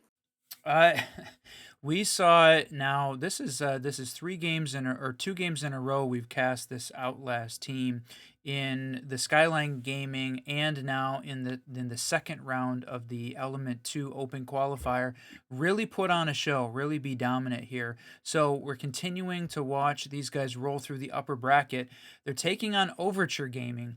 And this is a team that you and I actually casted in the OCS promotion match. Overture came in the top 2 places in the Outlast Contender Series and fought for their chance for a license in the OCS, the top level. So we've casted both of these teams now, and this one is shaping up to be a fantastic match. Yep, agreed. I can't wait. And where are we headed for this match? Oh, spectacular. We are heading to Bank. Oh, I love Bank, right? The 2F hold, super fun on those window repels and getting the breach open. The bunker, tough. It's a tough area to get into that basement, into that vault area. But we've seen some shenanigans of late in that same regard, and I hope that we're seeing it here. I mean, I'm excited for it. Bank, let's go. Okay, now, as far as bands goes, are we going to stick with the same similar theme that we've been seeing? That's the question. Flora's going to be quite huge here, especially in that church arsenal, especially in that basement area. I still think the Dokkaebi potentially still the pick here. That's a good call. Dokkaebi great for sussing out that roam game. Outlast known to be roamers. I understand that call for sure. Now, do we double down? Ooh, let's see. I'm thinking Flores. Get him out of here. Oh, okay. You called out the Monty as a potential ban there for Clubhouse. We see him used in the dirt push, the garage push, but here on Bank, I don't feel like he is a pick that gets used frequently. No, I don't think so either. But, you know, it is a pick that's used frequently by Outlast, specifically, right? Known for some of their shield uses, especially when they're getting aggressive on the push-in. I could see a Monty being great for taking that top square area. I could see a Monty great for dropping into hatch and holding off that vault area as crossfire set up on rotate for a plant. I can see why they got him out of here. Yep. Soul's going to be the next to fall because that intel, especially on a map like Bank, is absolutely vital. Going to take them out, and the Architect next to be evicted from the game board. So, yeah, Solus and Azami off, and I think Azami was banned in the previous, so now Fenrir and Mira still available, and Valkyrie. We're going to see 2 of those right here. Mira and Valkyrie coming out to start the game. Throwing a Legion, a Warden, and an Oryx. How about that one? Tell me about that. Hey, well, we talked about Outlast being a team that loves to roam. No person better to do it, you know, as he can traverse that map quicker than any other operator, both vertically and horizontally. And it's C4 City on the other side of it. You got that intel. Well, let's back it up with some explosive damage. We said revenge is a dish best served C4. That's the... We are about to find out, or potentially Overture is about to find out. We are going to see how that shakes out here. 10 seconds to go. That shakes out, yep. Indeed. How will it shake out indeed? They're leaving dirt really open there. No reinforcements on either of those walls. I don't know if that's just a late site setup or whether or not we're going to see those truly be left open. Well, here's the deal. When you've got the Mira on the board, holding the breach becomes more of a distance battle than holding those main walls. If you got a Mira backing you up in the hallway, well, you could hold that thing forever. What I would have liked to see here is a castle to stop that area from pushing in from garage and getting the free kill onto the Mira. But not going to matter. Nick's going to find the first kill onto the Ash as they push in to get a little bit of that quick entry kill, and it backfires. Body bounce going to be tipped in favor of Outlast here. I'm gonna try to get some upstairs top takes. Oh no. Could, if they looked in just at the wrong area, but Mr. Jones gonna survive that interaction. It's gonna be them trying to hunt down this Oryx, who's already rotated down, even though he's got those holes made up top. Dolly gonna get ripped off the board. His body balance gonna get equaled up. Still now a minute and 50 on the board as the first contests have rang through. Oh, 1 second, let's see. A lot of drone work going on here, right? This attacking team trying to find all of those defender positions. They are spread out all over the board at this point. A lot of roam game here from the Outlast defense, which we saw them be incredibly aggressive there on the last map. Played very aggressively, and they played, when we watched them play on Oregon, same, very similar aggressive nature. So they're spread out. They are not bunkered back down at all at this point. No, that could be the call of an IGL to say, hey, there's nobody inside, let's just take it. It's gonna be the double swing, gonna find one, almost find the second one, but he does go down, now takes us into a 2v3, and still winnable for the defense as we have a minute left on the board, but the attacking team starting to make some moves here.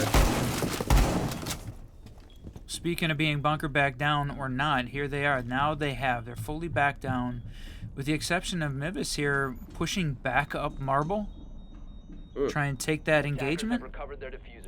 Maybe catch one slipping early, but it's not going to be catching anybody. Gaslighter ready on the head peak to take that engagement.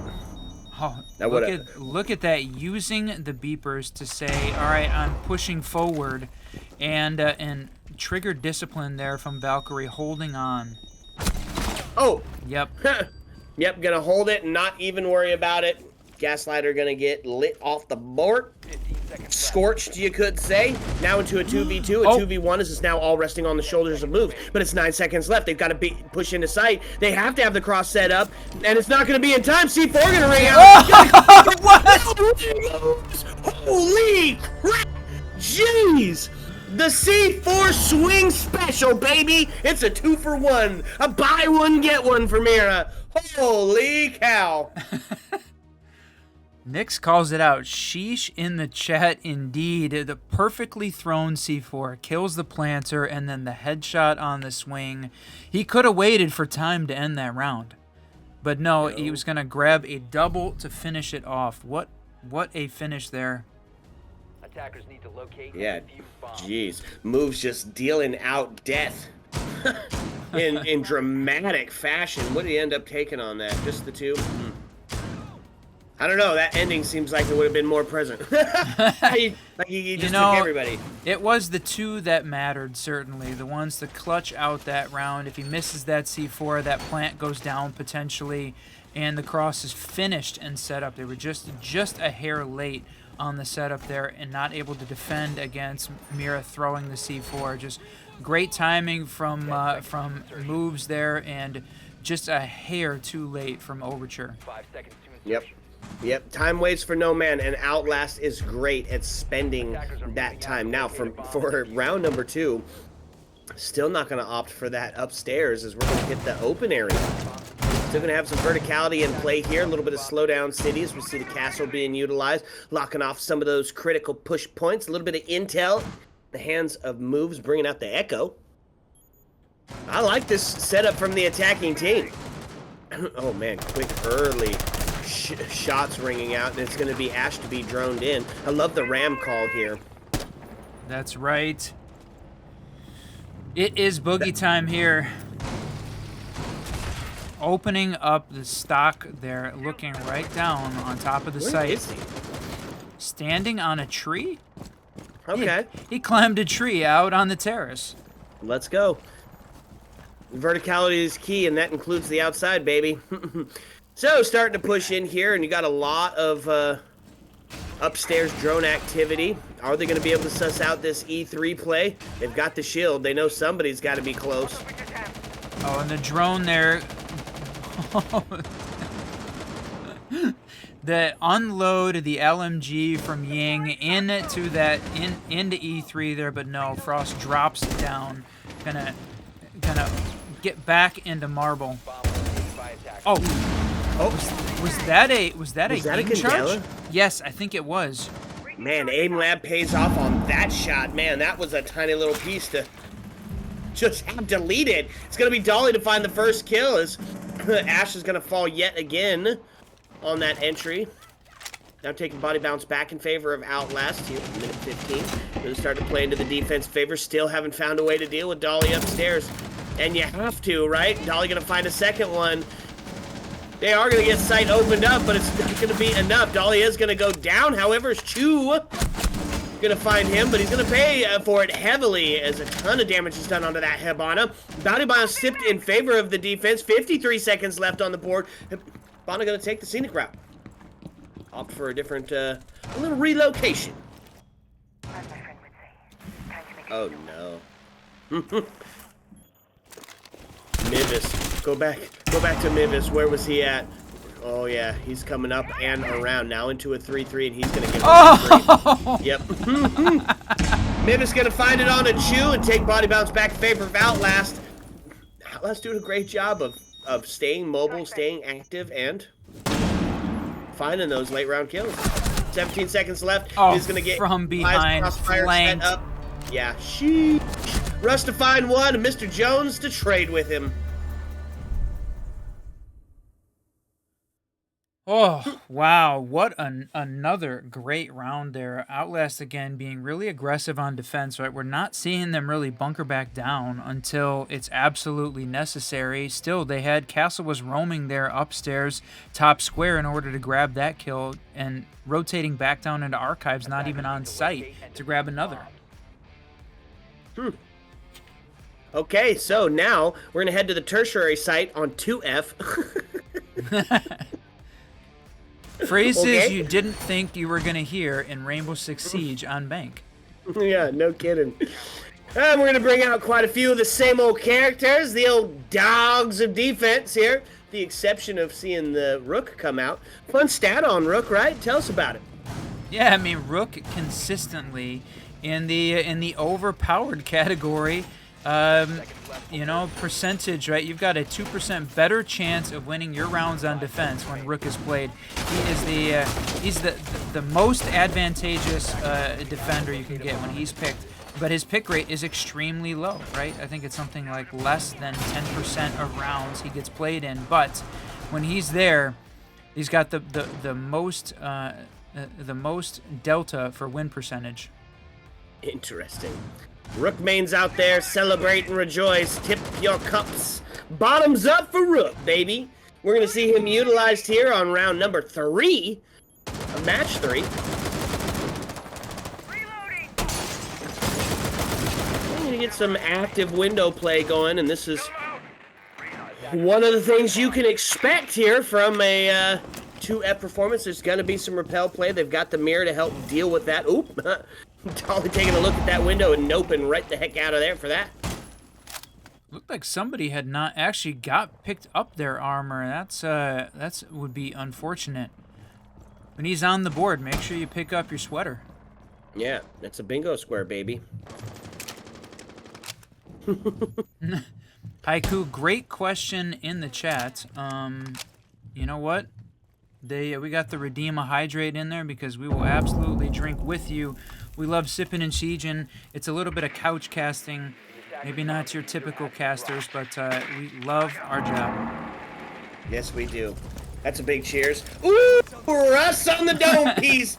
Takes out Chew, and that's a good night on the defense. And that, of course, takes out a set of nades that you were kind of relying on. Still have another pair in the hands of Finka.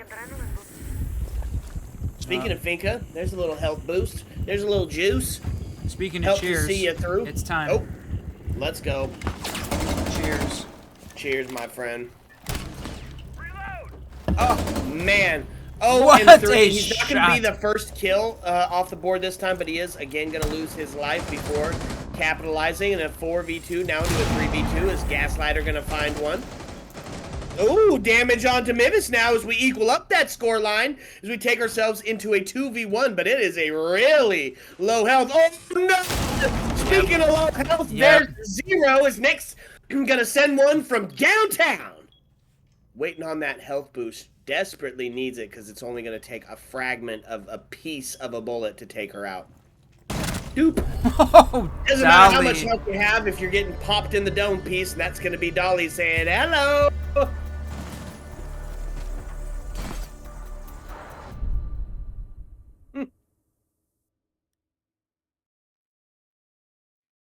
Oh, that's fun.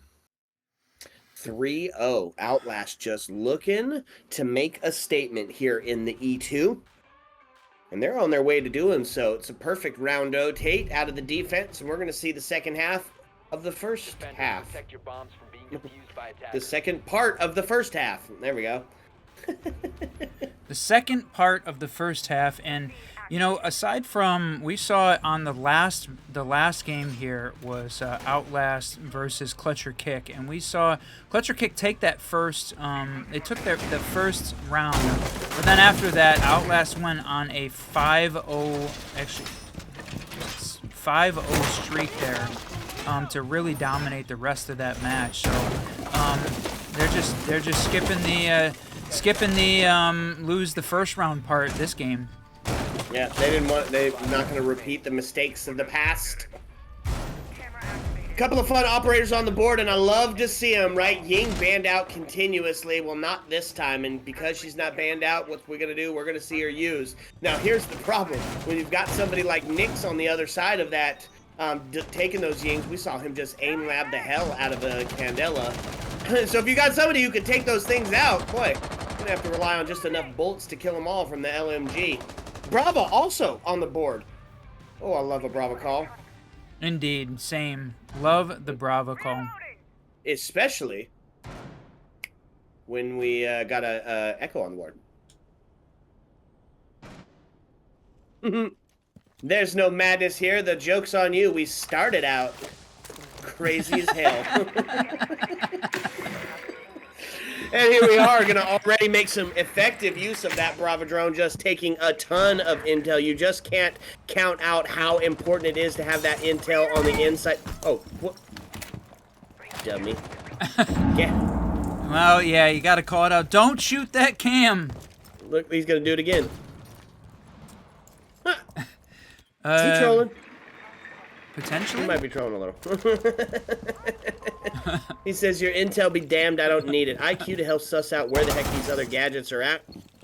Look at that. Yeah, they're Yeah, making quick work of all of the gadgetry for sure.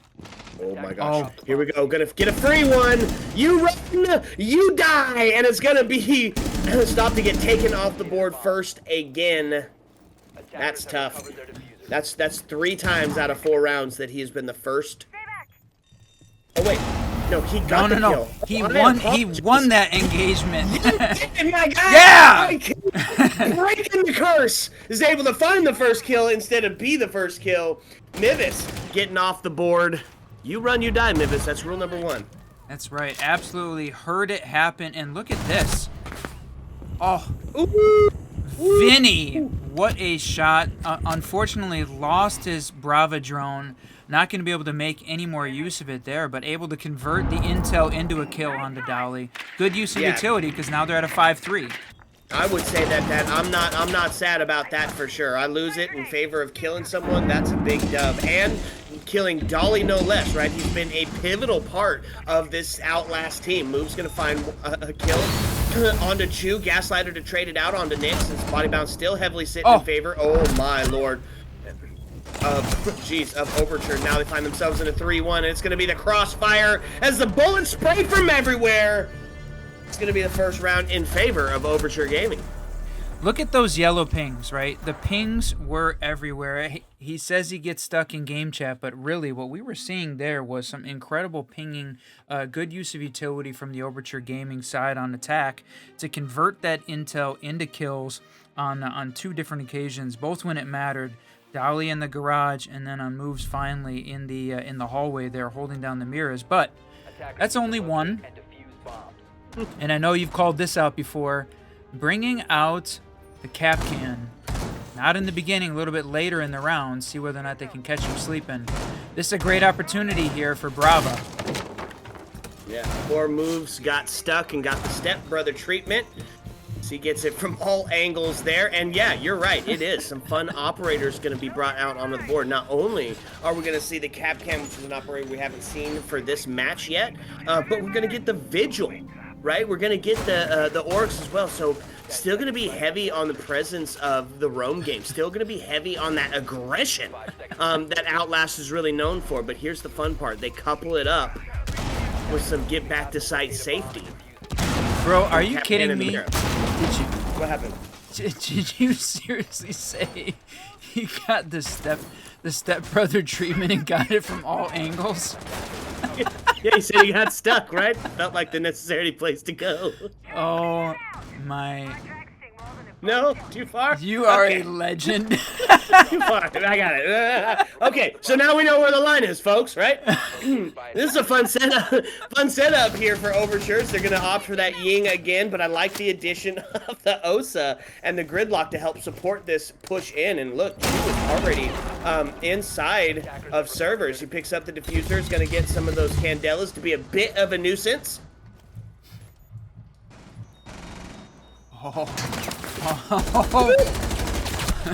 Oh yeah. The wall baby. Russ gonna find it, Honda, and unfortunately, I feel like that's my fault. But stop gonna be taken off the board first yet again. Body bounce gonna go in favor of Outlast. I believe in you. Stop. How do you say his name? Is it Stop? Yep, I think so. Yep. Yeah, gotta be. I Now, hope it is. If it's not, I apologize. and HG, we see you too as well, my man. Don't worry. At the first observer opportunity, we're gonna take you up on that hydrate, my friend. That's right. Easy calls, big dubs. Okay, minute and a half left on the board. Still haven't dealt with this. Oh, and this is that strat we love, right? We see the hatch open. They're gonna push in, and that's gonna be a tough situation as Russ gonna find himself a double from up top, and yowza, Outlast just moving like a well-oiled machine. Refrag set up, angles covered. Round 6 is gonna see, or round 5 is gonna see Outlast taking 4 of them. Now, talk about that split. Not bad. I'm gonna cheers to that first, and then I'm gonna tell you about that split. Cheers, my friend. Ayo. All right. Here, just pull that scoreboard up for 2 seconds. 3-1-1. Overture really wants to try and find one here to get that standard split on the defensive sided map. Bank was one of those maps that at the Atlanta Major was truly 50-50. And we keep on referencing the Atlanta Major just because that was the most recent Pro League tournament we got a chance to see, and there was a lot of good data coming out of it. But to see this team be very aggressive on defense, I think they really wanted to take this to a 5-1 because, you know, Overture is not a team to be trifled with as well. We're still in the upper bracket. Both of these teams undefeated at this point, so they put the work in, won their first. So now it's time to see, can Outlast hold it, get an advantage, go 5-1, or is Overture gonna, you know, make it so it's a standard split here, 4-2? Well, yeah, Overture takes 1. They're feeling good about it. 2, they're feeling healthy, right? They got their quota met on the attacking side of it. But this is still a tough defense to get down. It's relying heavily on that intel, the Valkyrie and the Echo. Help support the hold of the Frost and the slowdown of the castle. We got some fun operators to help deal with that, but nobody really... Oh, Gaslight getting taken off the board. Dolly going to find that headshot onto Gaslighter. His body bounce is going to tip in favor of Outlast here. Sitting in that 5-4 scenario. Oh, good intel here from the Valcam, hidden underneath, just barely able to grab the attacker's toes. Agreed, and that's the health off the board too, right? That's a huge pick, 60 HP that potentially could be bringing you back from the brink. Not going to be available, and they're going to start to get that, get some of that verticality. Cheeky little Frostmat there in the corner. Wow, yeah, what in the dark there too. I like that. Ready to breach. What are those things? Making great use of being a vertically present here. Yeah, it seems like pings didn't seem like they were hitting anything in particular, but oh. Ooh. Mivis gonna get taken off the board. Mr. Jones being present with that AK, even after its nerf, just silly with its damage. And that's gonna even up that body count here with a minute left in the game. Oh, Vinny with the click drop there. Just in case, you never know. And now it's a bit of slowdown here, right? The attackers trying to. Gonna flash the homie, unfortunately, onto the line. Not gonna amount to any sort of accidental TKs or missed gun opportunities. 39 seconds left on the board. Man, they are just going to have a tough time getting in here, especially with the mutes, right? Going to be tougher. You're going to have to attack those castles by hand, but they do have the impact EMPs, and that means they're going to get that door open, and they're going to get the wall open, opening up 2 forms of sight line as they got the body balance. It's going to be a refrag game here. Oh, but look, Frost. The flank from Frost, the red pings coming out. Man, and 11 seconds left, but they're going to stick this. Oh! And now he knows it's got to be behind the corner, and he's just going to wait it out. Potentially, if he stands up, he could potentially have his head ripped off. Got to have 7 seconds on the... Oh, Lord! Now into a 1v1. Oh, but it's going to be Mr. Jones to get it on the refresh, or on the trade? Is that what just happened? Yes. Oh, wow. From behind the chassis, the planter held out that position, pulled it off, winning the second round there for the Overture team. 4-2. What a great split. Able to come back there. That one looked like another Outlast win potentially, but now going to see how Overture handles their defensive half. Let's go, man. Jeez Louise, a bit standard on the split, and you know, here's what I love about that, is that gives us the chance, the potential, if it goes the same the other direction, to get our first OT sesh on this Element 2, day 1. Big fan. So it's the op swap here, to see what Overture is bringing to the table to try to slow down this Outlast team, who is, of course, proved to be very aggressive. Both sides of the board. This is a good way to do it, right? Gonna bring Kate along to stop that hatch play. It's so important, or at least slow it down. It can be dealt with EMPs, impact EMPs, if you know exactly where to put that. Smoke on that area denial for that late round plant. Goyle to stop him from even getting in the building. Mozzie on the intel with that P10 and C4 combo. And of course, Chu. She's on the board. If Mira's around, we're utilizing her. And that right there, that's the strat that we had talked to us not too long ago, is instead of putting it on the main wall to hold it, that you back yourself up into that other site, get yourself a little bit of cover, and hold it from a distance. That's I like right. that call. Well, and it's if you use up all the breach now utility on the hatches, then it's possible the attacking team doesn't have the opportunity to use any of that utility to try and clear the mirror windows, which we've seen Mira clutch up here in the basement once already from the Outlast side. So having her utility in place as the round comes to end is a very tough hill for the defense or for the attacking team to cross. Yep. Agreed. But able to see with those mirrors in the back as well, it allows her to get active all the way into that vault area, hold down on elevator while still being a presence and a force to deal with. Oh. There's a message inside of there for you, Mr. Whiskey, in the Discord. You might want to check that out. And that's going to be the first kill as Mivis takes, unfortunate, on to stop again. 1 second, Whiskey. 10-4.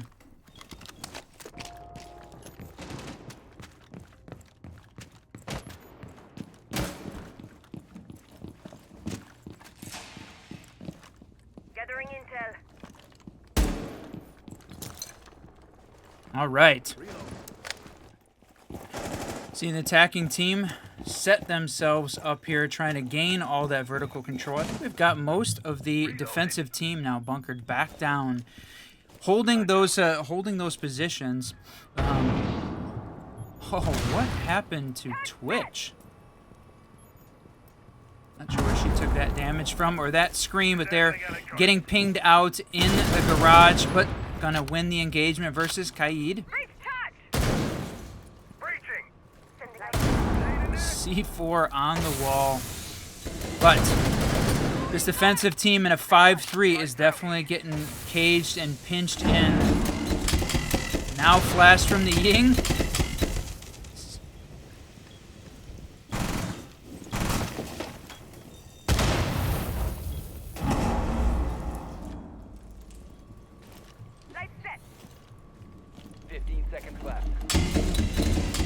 This push is going to come hot and heavy from this attacking team.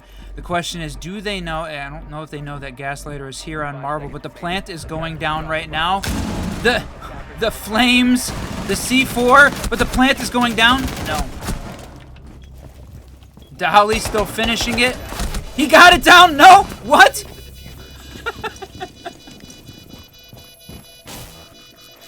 Oh, man.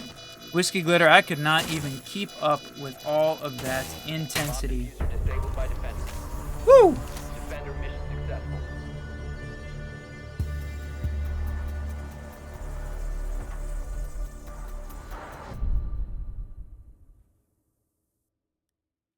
All right.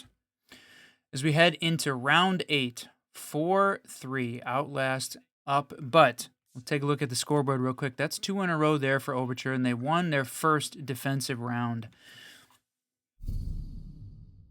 All right. So, yeah, a bit closer in the scoreline. Overture able to find one. Almost getting us close to tying that bad boy up. Boy, I like it. Gonna give us one more second. Yeah, no worries, man. I think after the game, that would be fantastic. Absolutely. And Lord, you asked a great question. Do we like tequila as well? Absolutely. Little fun fact, Whiskey Run, myself, lived in Mexico for a few years, so if you need a recommendation, you can hit us up at any time. Now, recommendation here on what is Overture need to do. Playing the open area staff. Hold the upstairs site. A lot of vertical control available from stock. And it looks like we're going to see Outlast team potentially push from those sites as well. We got moves already upstairs. Yeah, absolutely. Here, let's take a look at this defense, though. Going to opt for some more of that intel. Not going to bring out the Echo this time. Going to bring for the Maestro, which adds a little bit of that laser fun to it as well. Oh, my gosh. He's saying, look, come get him right now. He is here. He is standing on the cams in the open. Waiting for somebody to come up and capitalize on that kill. But we also have the chess player as well. So he's going to be able to determine where that push is potentially coming from or change around those gadgets. To help stop some of that late round push. Got Twitch on the board to help suss that out and take those out. Thermite as well. Or Thermite. Zero as well. Now they get the drone out into E3 there. They'll just start to make that push and claim some of this top floor control.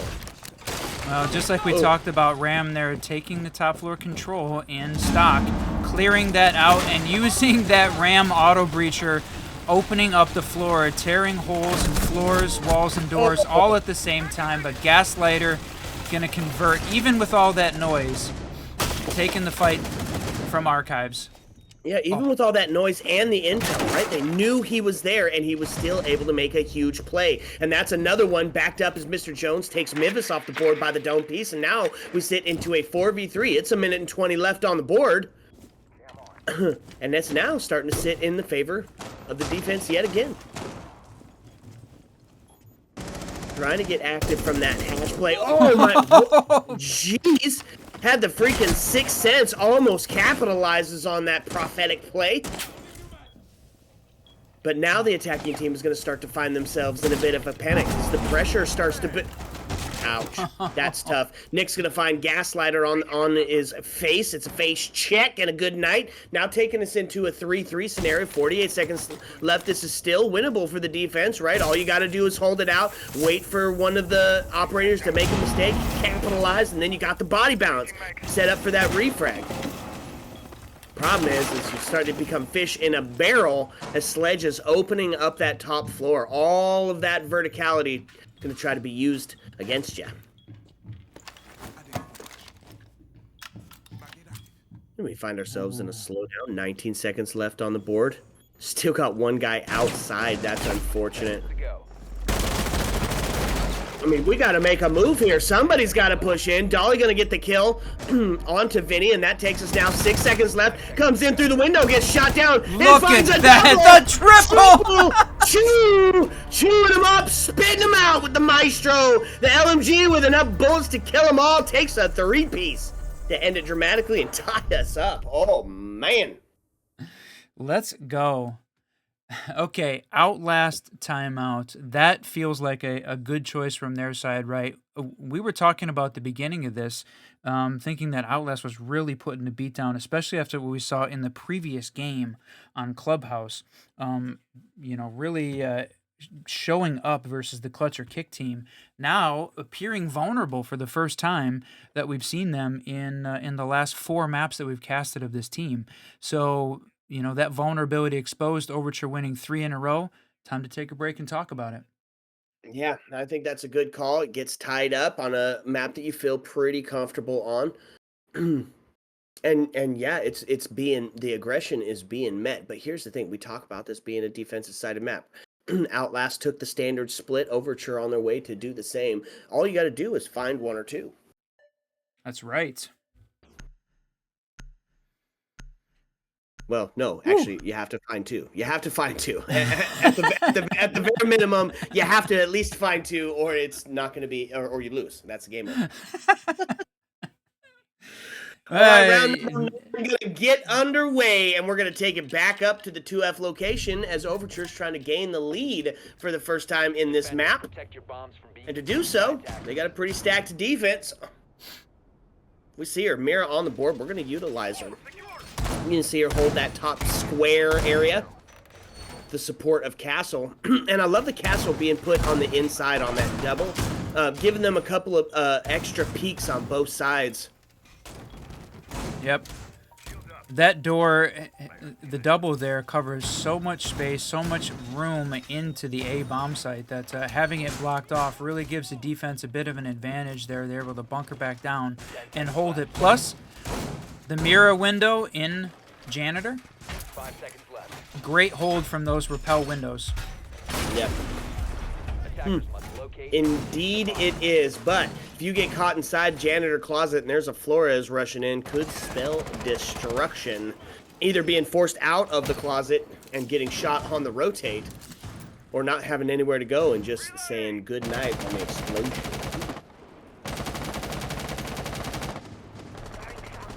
Going to start to get active and present on the rappel as you do on a 2F location. Located a bomb. Oh man, sees that mirror window and nopes to the next. I'm going to see Twitch. Oh my lord, just moved. Probably opened up that square mirror already. Jaeger going to take a little bit of damage. Did she get the square mirror? I don't know if she did, but it's going to be taking the scenic route with the Twitch drone because you're getting shot out so freaking quick, right? You hear that, you see that first laser go off. Yep. Start, as the defenders start looking like crazy to see it. Camera's up 1 more floor. Oh no, gonna hold that position outside. No, both Twitch drones are still alive at this point. Okay, I didn't expect that. Russ to find the kill on the Gaslighter. That is the Jaeger going to be taken off the board, but of course got his util down, so not a huge loss as there's been 1 minute and 15 taken off the board already. A little bit of a time waste. Let's see those Rotero drones start to get active. Gaslighter was made it through. is tied for top frag in the server there with Mr. Jones on the Overture side. So losing him off the board, definitely a loss from that perspective. But from utility, yeah, you're absolutely right. Mr. Jones there though, 10, 5, and 1, making his presence known on the Mira. Yep, now takes us into a 4-4. Evened up that body balance, 1.5 minutes left, and this is favoring the defense here. Overture trying to find their first dub on the board. They're going to go ahead and smoke that mirror in Janitor, and there was that Rotero we were talking about, potentially fishing you in. Oh my lord, the double ring out. Is Vinny going to find him too?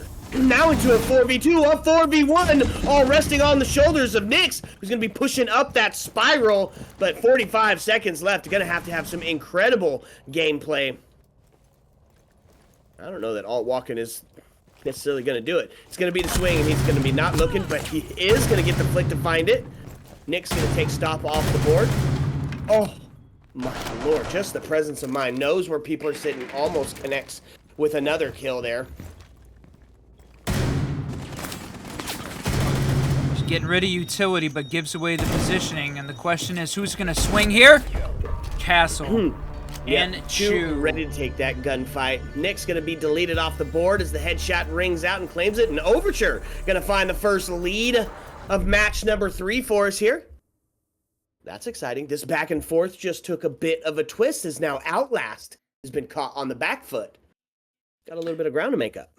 That's one of the first times that we've seen what we call the timeout buff not work there, right? Outlast taking the timeout, going into that round after Overture had won 3 in a row.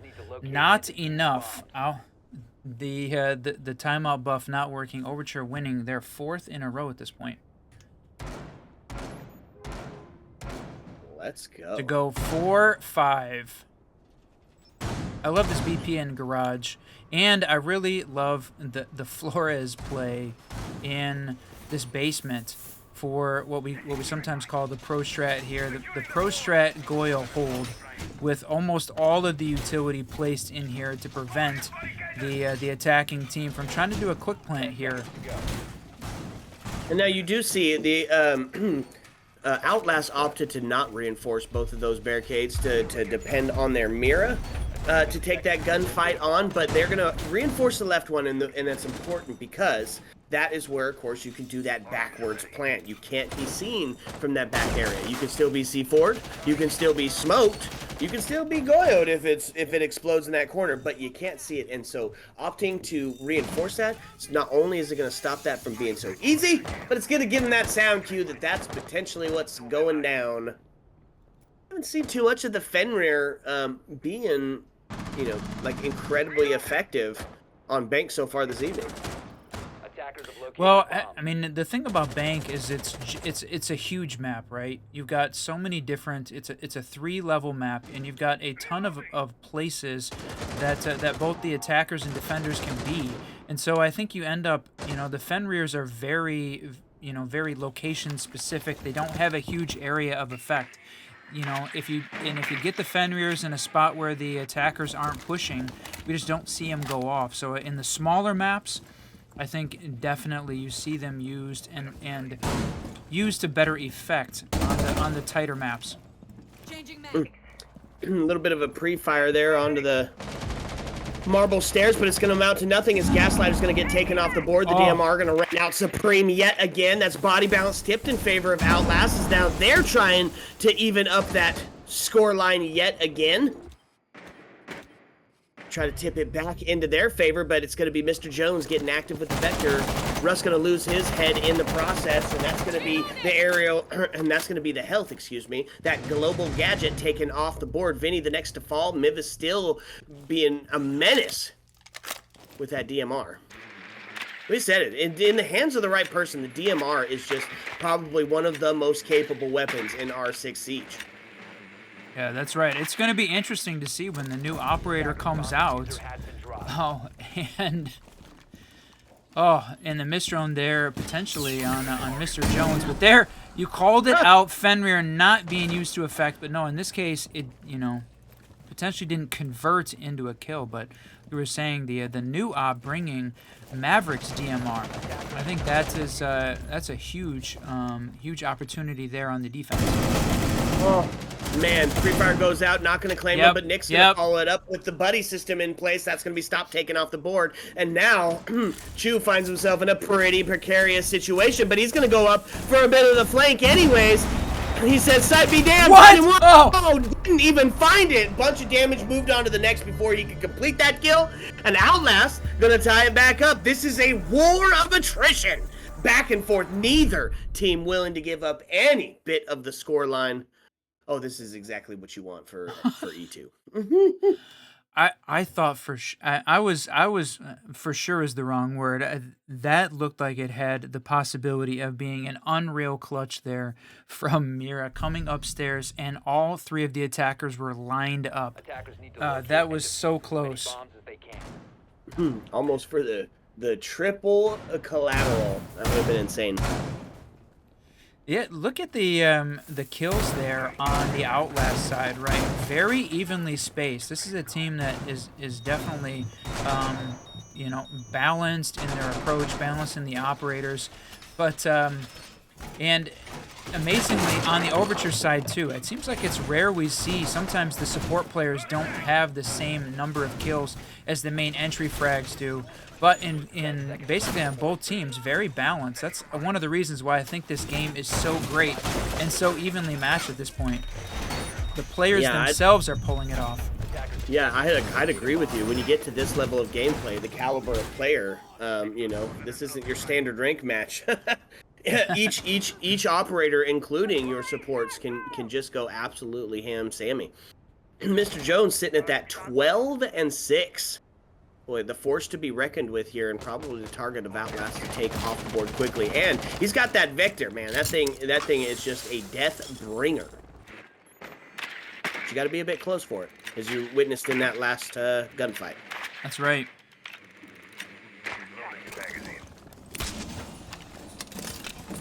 All right, the next team to win their round is going to put themselves on a match point scenario and potentially that match point buff. Or, hey, we said potential for overtime. Got to find one more on the side of Outlast to do so. That's right. And I mean, we're seeing the defense definitely bunkered back down. One of the things we saw the Outlast team definitely take a very broad approach and a very roam-heavy approach. We're not seeing, there was no defensive presence on 2F to start this round out.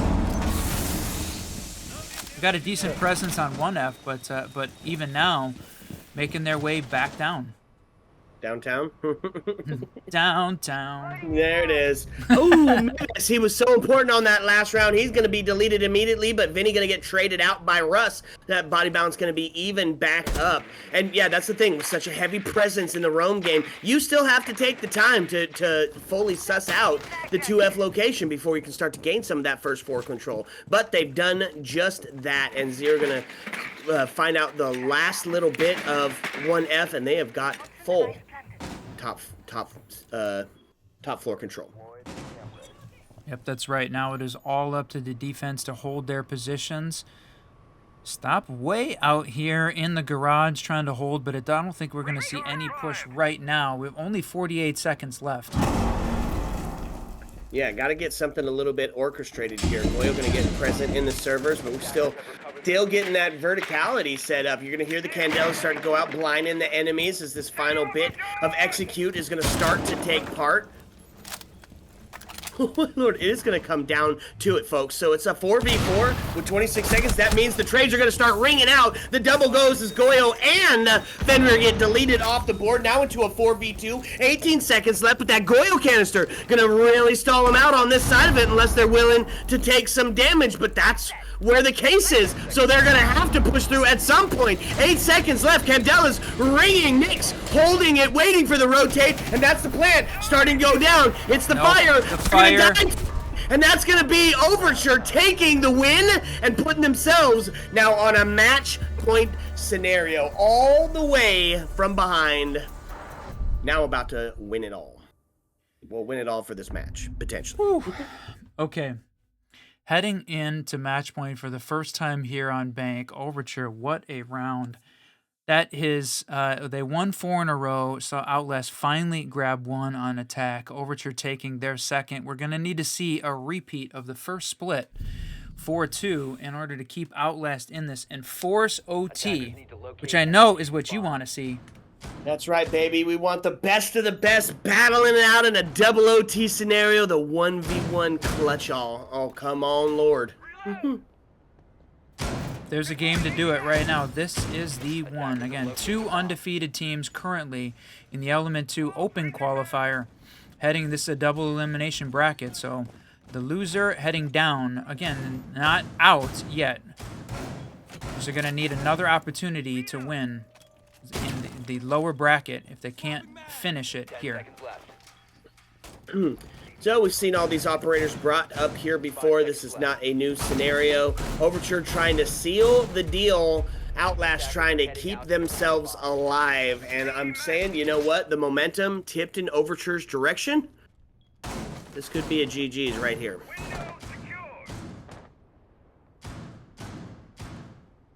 Could be.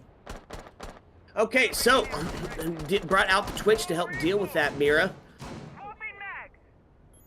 That DMR going to be present yet again, Flores, to help get rid of some of those castles on the board. Gridlock for that flank. Going to opt for the tracks instead of the air jabs, which I think is a good call because you get that added bonus of the explosive damage of the nades. The grenade feast, if you will. Only brought 4 of them to the table. Yeah, they know that Nyx is up on those windows, and it's going to be Mivis to make his presence known on the other. Nyx to find the first one. Maybe they didn't know. I thought they did, but he's going to find that first kill quite early, and that's going to put body balance in favor. And the man advantage. Oh, almost got himself a second one. Man advantage in favor of Outlast here on this Overture match point round. Wow, I absolutely thought that Twitch was going to grab a second. Gaslighter down to less than 50 HP and droned out here at the top in the hallway. Several operators around to engage Gaslighter, and they're going to send in the Flores to force him out of his hiding spot, make him move so somebody can catch him potentially on the cross. They're going to take Nyx off the board. Is Vinny going to find himself one? It's the dome shot. And that's the Twitch. I don't know that that Twitch was able to clear the mirror windows off before that happened. Making quick work of those tracks also. They're going to see the grenade come out to say hello, but... Oh, burned by the ADS.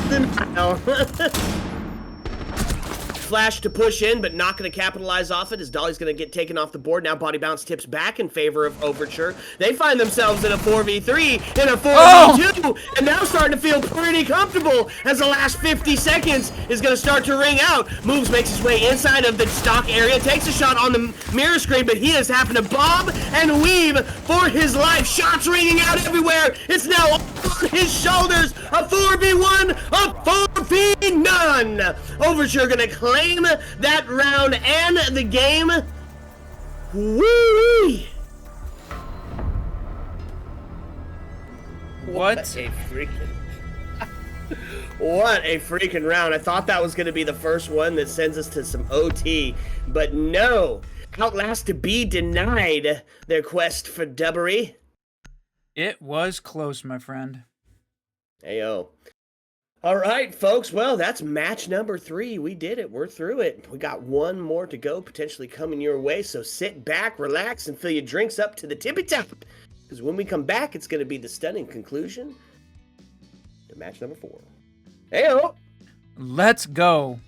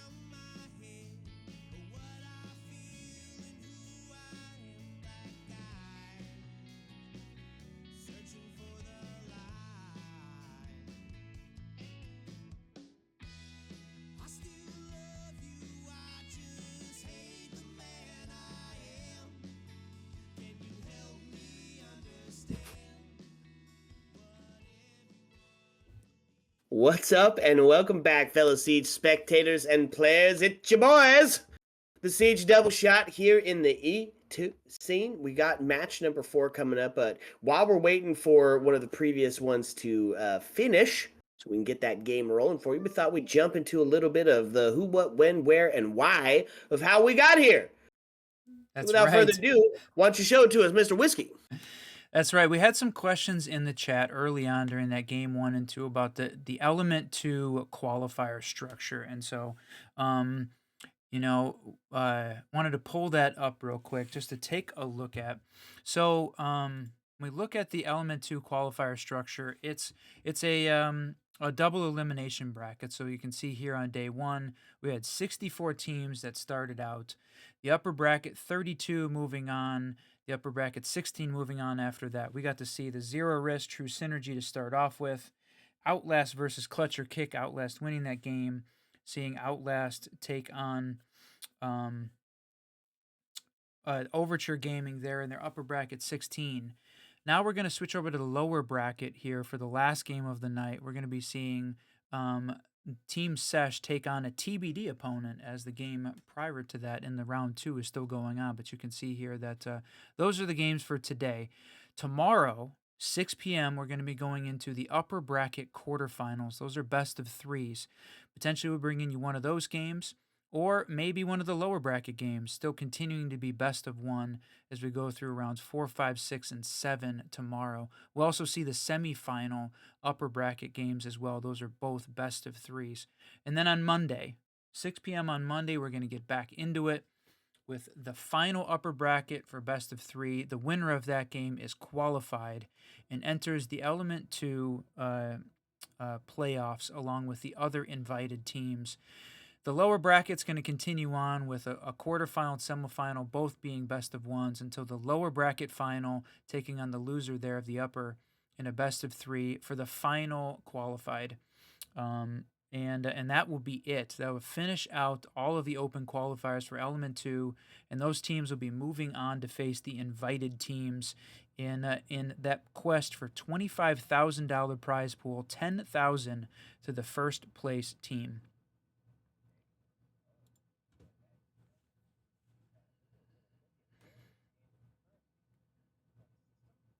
That's right. Pulling up the current standings, we can see that there still are 7 undefeated teams. Some of these games still going on right now, but with Packstar's Disciples, the Pokey Gang, Chunner really taking the lead. True Synergy, we saw them win that first game against ZERORISK on our channel.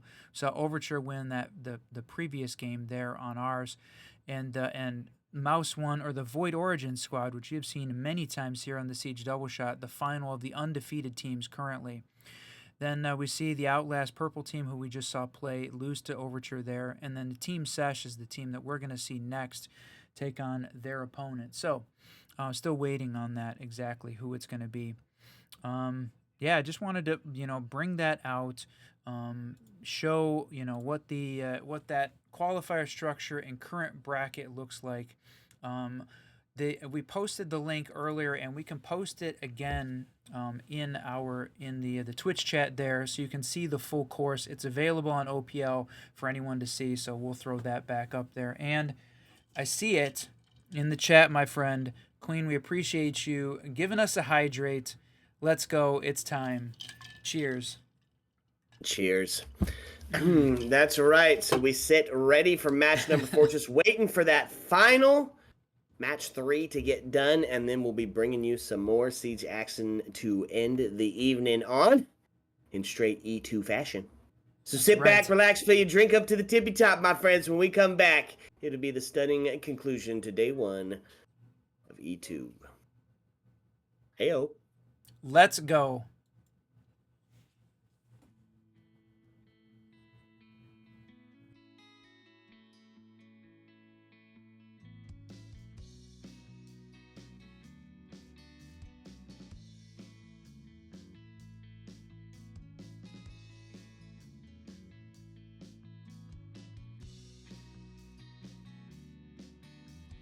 You can be my tag along.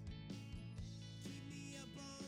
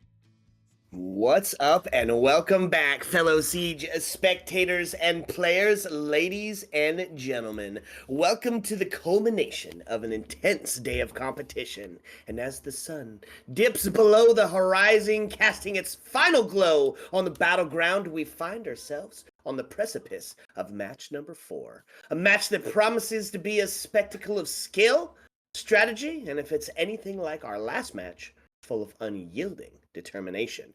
I am still the Reverend Whiskey Glitter. My partner and co-host is still Mr. Whiskey Run. Say hello, Whiskey. Welcome everyone back to Game 4 tonight of Element 2, the Open Qualifier number 2. Last weekend we saw Open Qualifier 1 with 2 teams winning a spot in that final tournament that's going to be taking place coming up here. The next 2 available this weekend. We're getting to see one of the lower bracket games now, the final game for the night. We've seen ZERORISK take on True Synergy Gaming, OUTLAST take on CLUTCHorKIC, following the OUTLAST through their winning streak, seeing them lose to OVERTURE Gaming, and then finally here, ARMYofFIVE versus TEAMSESH in what I believe is a go-home, potentially, game for one of these 2 teams, because we are in the lower bracket. So this game means a lot. And, Whiskey, it's about time. Is it that time? So where are we headed?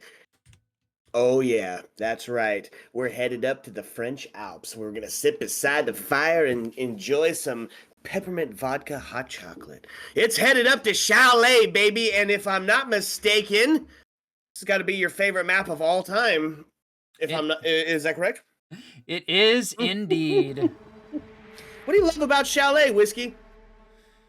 What do I love about Chalet? That is a great point. Really love the fact that Chalet is it's a map that has a little bit of big feel, a little bit of small feel, kind of a medium map, right? 3 floors, with a lot of first floor play, tons of vertical, interesting takes, interesting pushes, really utility for all of the operators, right? You don't necessarily have to bring a hard breach in some situations. You don't see, a lot of standard, right? I feel like we see a lot of variable play in Chalet just because there's a lot of different ways to approach the map based on how the teams want to handle it. So pretty cool to be able to come here and seeing Ying and Dokkaebi, pretty much the top 2 attacking operators banned out, with Solus being the 3rd. Who's the 4th, my friend? Oh man, it's got to be Fenrir, right? It's been a standard of the evening. We did see him utilized one time, and, it wasn't very prevalent at first, but... Could be a mirror target. Oh, there... I had to throw that in just in case. Well, it's good to have the backup. You can assume that ARMYofFIVE is going to be potentially using that thing when they head to the defense, because they are mirror specialists. 1 second. Some real-life siege happening in the background, and we talked about it, going to first floor kitchen and dining. Yeah, you talked about the variable ways to play this map. Well, one of the fun things that's been going on is the rise of the turf site. The verticality being essential in today's gameplay, especially with some of the operators that new operators are bringing to the table, including the Ram, the Boogie Woogie. Makes that vertical play not just here and prevalent, but almost necessary, right? You're gonna have to go up and deal with that top floor. There's plenty of soft breach above you, so to be able to hold it from up there, easy peasy. Lock it down with a castle. Seems like a fun time. On the defense, let's talk about how they're gonna do that. We're bringing a little bit of that intel. Is Valkyrie going to be on the board, making that C4 a potential hazard for anybody trying to pull the fish in a barrel move from up top? Legion recently reworked, got those goos that can be life-taking if in the right circumstance. Frost, a staple of Chalet, of course, and we might have stopped those projectiles. What you think? I think it's a great defensive lineup here to try and handle this this ARMYofFIVE attacking team. And Badger gonna grab a double to start? No way. Yeah, that's huge, and that's both sets of nades off the board, which means you're gonna have to rely on Flores to clear out any of that extra util, but except for now it's all down to just Flores and Osa right out the gate. This Team Sesh defense getting really aggressive on the window play, not afraid to take those battles. Be Poji putting himself around underneath and Royalty as well to try to find, oh, they got to go pick up that diffuser as it was dropped early on and just about outside. Oh, not going to opt for it, though. Nope, gonna try for kills. I mean, when you're down 2-4, and pushing from the basement, they've got no vertical control in place, and still cams out there. Definitely a difficult push here for the attacking team to start with on round 1.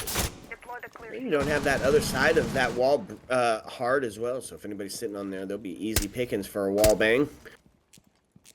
But Deployable going to make that push-up just a little bit more precarious. Now holding the long angle into Solarium. Sheesh. Hopefully he doesn't miss the forest for the trees there as he's looking long, but he's got one close up, ready to take the swing, and one prone on the other side. Well, this is a good way to do it. Open it up and take a peek inside. I was going to run, though, because that forest drone going to get active right beside her. Interesting. I mean, they actually had the option here for, well, I was about to say, they actually had the option for a plant. They had half-wall control. But no, the C4 from below from Evil. Let's go.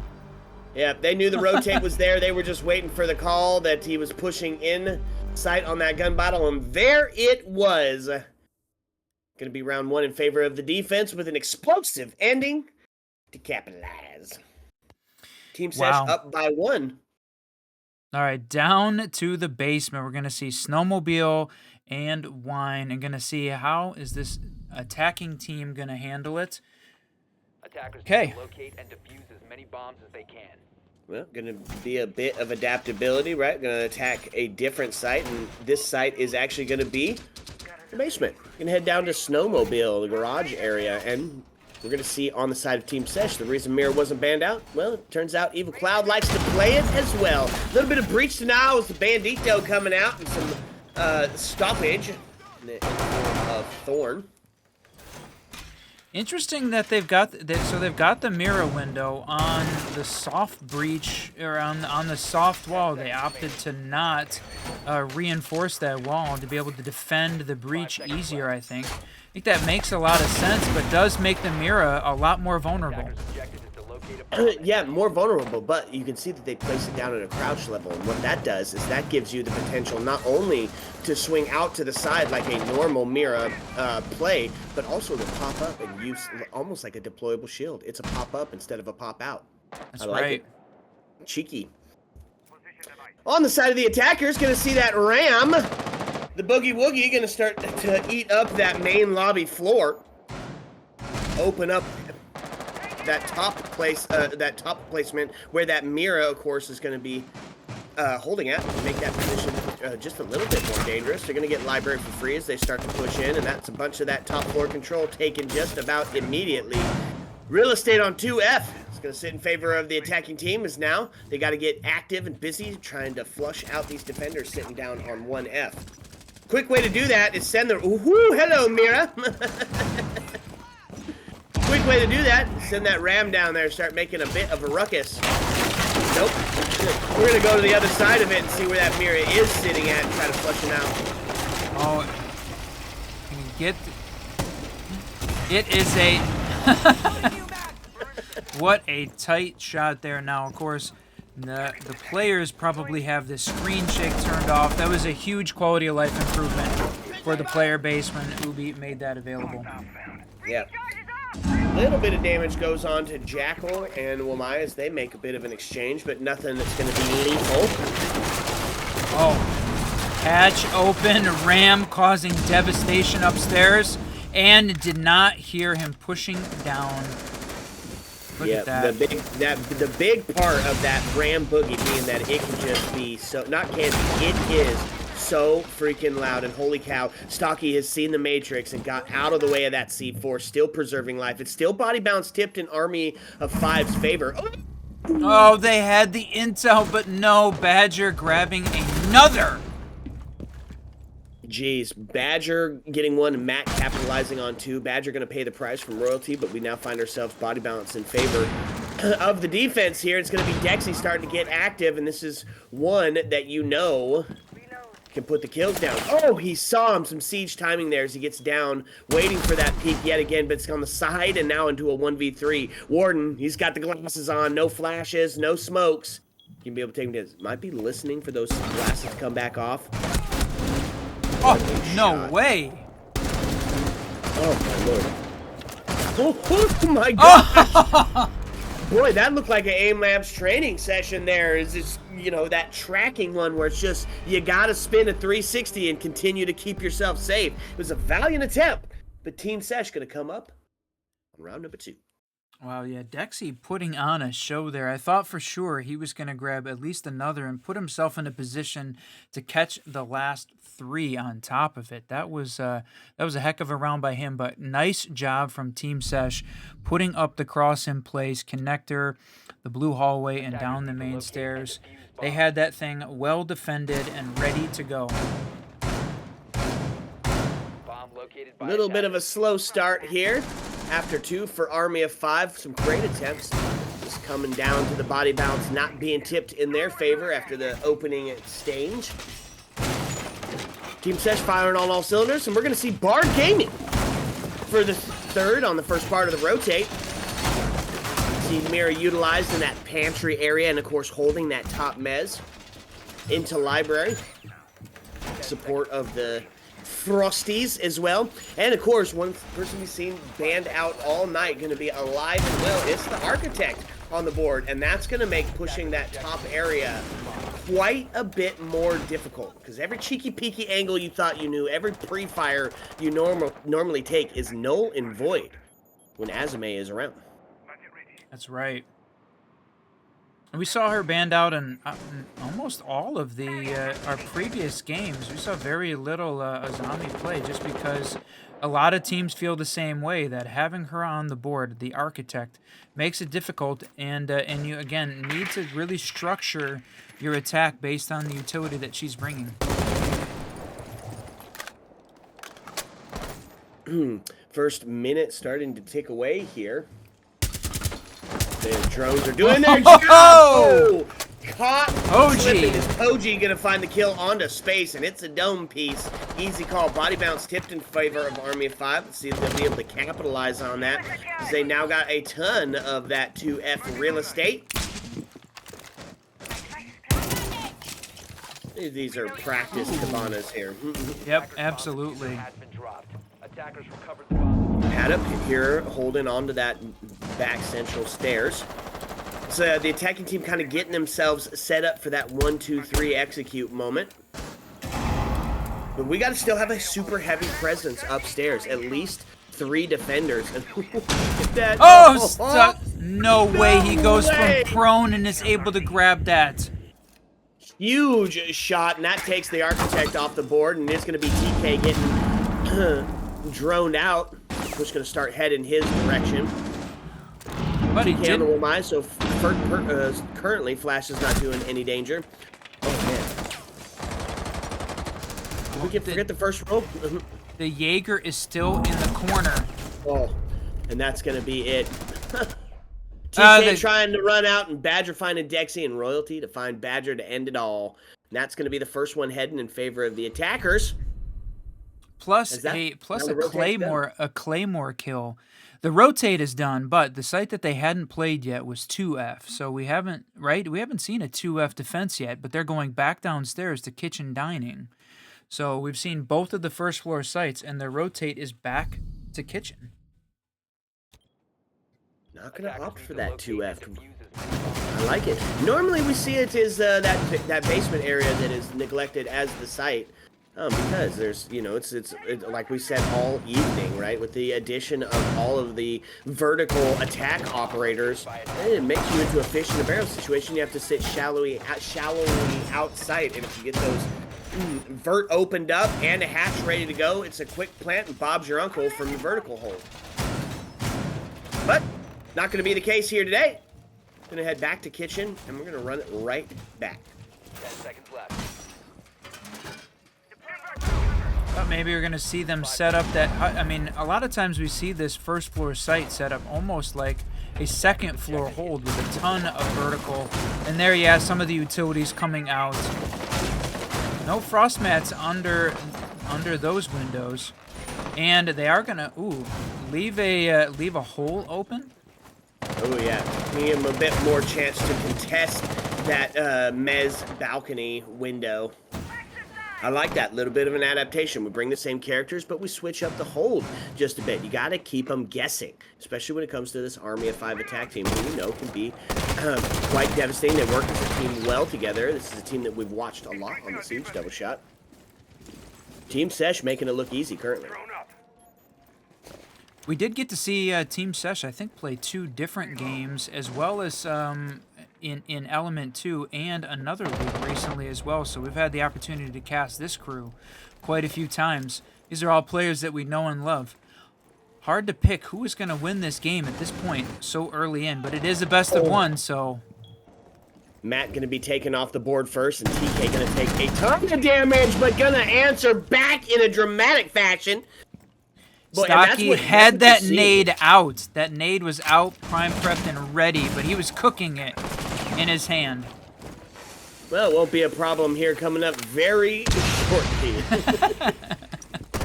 That's the equalizer here on the body count as we sit 4 apiece. Still just in a huge battle, a contest for this top floor area. Now we're going to see Zofia start to get active close to those library stairs. A bit of distraction noise. But they're not going to be distracted. Castle going to get taken out, and they're now going to take this battle onto that hallway. Oh, my lord. He doesn't even know he's there. He's waiting for the call. Oh, the swing in. He's going to pay the price for not making space to find Poji. Now puts us into a 3v2. Still winnable by the defense. They're still holding up top. Still got to deal with that frost presence, but they're going to start... try to get that wall open. Not going to do it by taking off the board. Oh, wall is open. He was taking a peek inside of the door, paid the price, and now space still just moving around. A force to be reckoned with up top. Osa inside, but she is diffuserless. Gonna have to wait for the kills, and now it's a classic 1v1 scenario. Will TEAMSESH come out on top and continue the reign of supremacy? Or is Army of 5 about to clutch it up? Only 30 seconds left for us to find out and decide it. Oh, yep, opted not to go try and get the diffuser because with the vertical control from Frost, woo, a few hydrates tonight. Oh, running across the open window? Oh my lord. No way, Dexy. Okay. Runs past, getting Matrix the shots, turns around and catches it on the I wish you would. Oh. Ran, and I said window, but ran across that open hole in the soft wall with Frost sitting right there, dodged a literal bullet in the game to keep himself alive and then get the kill on Frost. Great play there by Dexy to clutch that one up. I'd say you could call that a window, right? Window's just a hole in the wall. Whiskey may have been involved. Indeed. All right, tied it up on the 2-2. Exactly what you want for the last match of the evening. Ooh. Defense gonna head back, of course, to that bar gaming. Not gonna opt to go downstairs, at least for the second part of this. And still, we're gonna be first floor, or we're gonna be 2F floorless at this point. Not seeing that site come out, so Army of 5, if they had prepped themselves on the Chalet 2 attack, they're gonna have to stick with attacking it from a first floor perspective. And they are gonna just fully extend out, not so much with utility, no, with utility and all. They're gonna fully extend across the whole of 2F. You see 4 people over on the back side of the map to contest it. And IGL could see that maybe Jaeger and Mira are the only ones in sight and maybe make a bit for the direct instead. Yeah, that's right. Poji to take the first kill onto Badger. That's Speaking of, him off the board, but Ace gonna get shotgunned down. Now taking us into a 4v4 as the trade started to ring out. Mirror gonna get crazy on the door as Evil Cloud's gonna find one dramatically, and that's gonna be the kill onto Paddock as well as TK gonna find his dome piece. Now putting us into a 4v2. Frost looking to capitalize, about to come up if they're not careful. The pre-fire finds Stocky off the board, and it's now all waiting on OG, and they know where he's at. It's the impact, gonna do a bunch of damage, and the crossfire set up from below to end it. Good night from Evil Clouds. how many kills did he grab on that one? That one, was that a 3K from Evil Clouds? I am not even sure. I know we said his name quite a bit. Kills were dollars, he'd be a billionaire, my friend. He's out there putting a work in. Oh, wow. TEAMSESH now up by 1 as we find ourselves on the last round of the first half of the last map. And the last map of the night. This is it, last map of the night, and the last map of the first day for the Element 2 Open Qualifier number 2. For action after this, you're going to have to join us at 6 p.m. tomorrow night for a continuation of the Element 2 Open Qualifiers. Before that, though, 1 p.m. Eastern Time, we're going to be casting the Grand Finals in the Vibrant League. So there is a ton of Siege coming at you over the next 24 hours. Let's go. Big dubs. All right, last round of the half. Are we going to see more of that standard split with TEAMSESH clutching up one more dub? Or we're going to see what we've come to call the standard here as the 3-3 scoreline. Both teams firing on all cylinders. Army of Five already secured the quota. They'll feel good going into their defense on a map that they played 100,000 times. TEAMSESH to have a little bit of that breathing room would really like to secure up this next one. I mean, you want to win always anyways, but tactically speaking, one more would really feel good on the swap for them. Absolutely. And it is going to stay on that first floor site. We are going to see kitchen being utilized again. No 2F on the site of 3Esh or TEAMSESH for the defense. That's wild.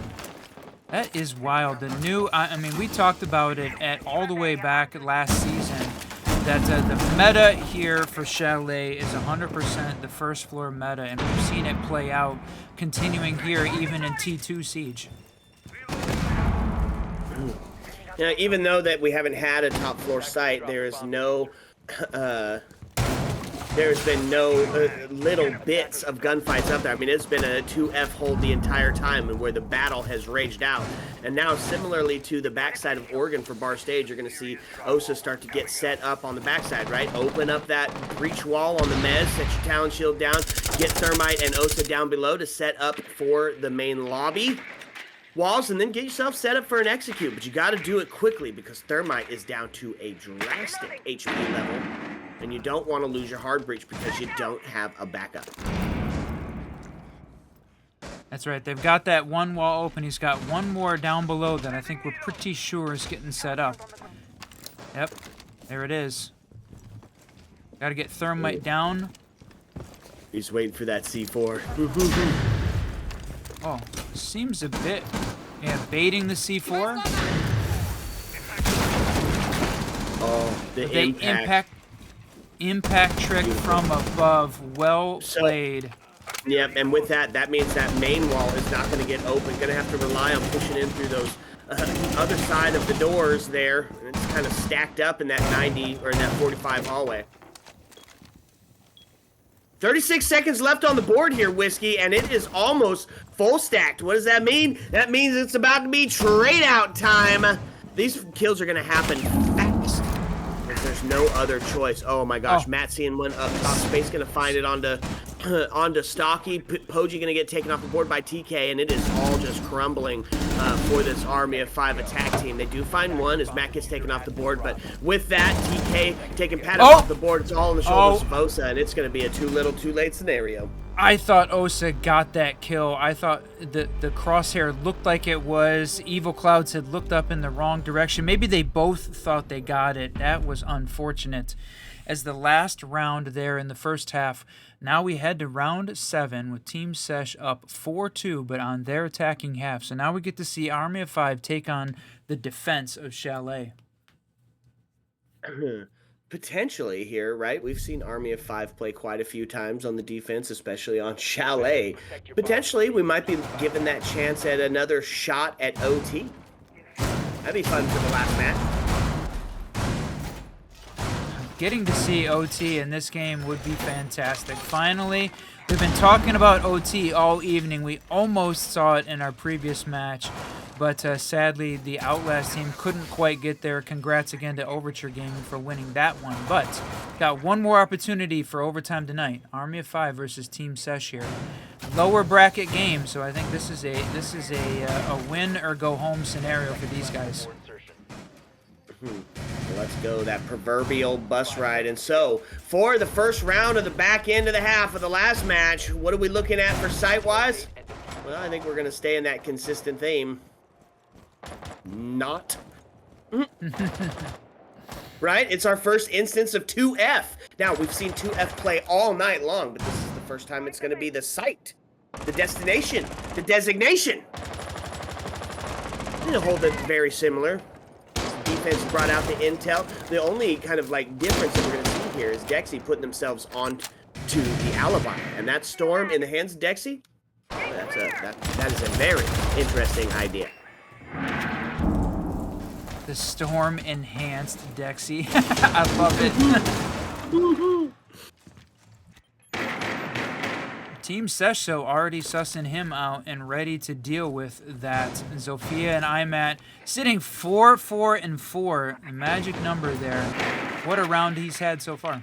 4-4-4. Amazing. And Zofia, yeah, going to be able to get in and get active, open everything up. Buck doing a great job of getting that verticality opened up. He's going to take a ton of damage. Oh, no. No! Whoa. Okay, so Royalty takes the shot on Matt. Matt goes down, but the refrag is there to take Royalty off the board. Had a chance of picking up Zofia, but it is going to get canceled by Dexy, who's going to complete that kill. Now takes us into a 4-4. It's a minute 30 still left on the board, and a C4 is in hand, but they saw it. Yep. And then they're going to fire him out and say, oh, but it's a miss. That's a miss. Is he going to be able to capitalize? They're holding. That's the drone. They're ready. Oh, my gosh. This feels like a really, really dangerous C4 to try and take on here. Absolutely. It's such a long distance to travel before you're able to set that thing off. And if you miss even slightly, the potential for getting refragged is insane. Not going to find anything on that, however.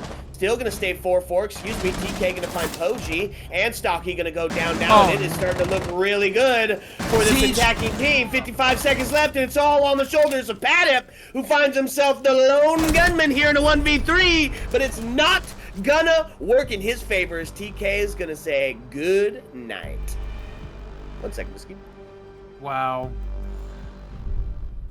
What an attacking clutch up there by Team Sesh. They it looked like they had a bit of a disadvantage. They were still outside the building, and an Army of Five. It looked like they had some good positioning in place, but no, Team Sesh absolutely taking advantage of some good siege timing and some well-placed utility drones to make that happen, to win that one. And we're going to see Army of Five go back upstairs to 2F again.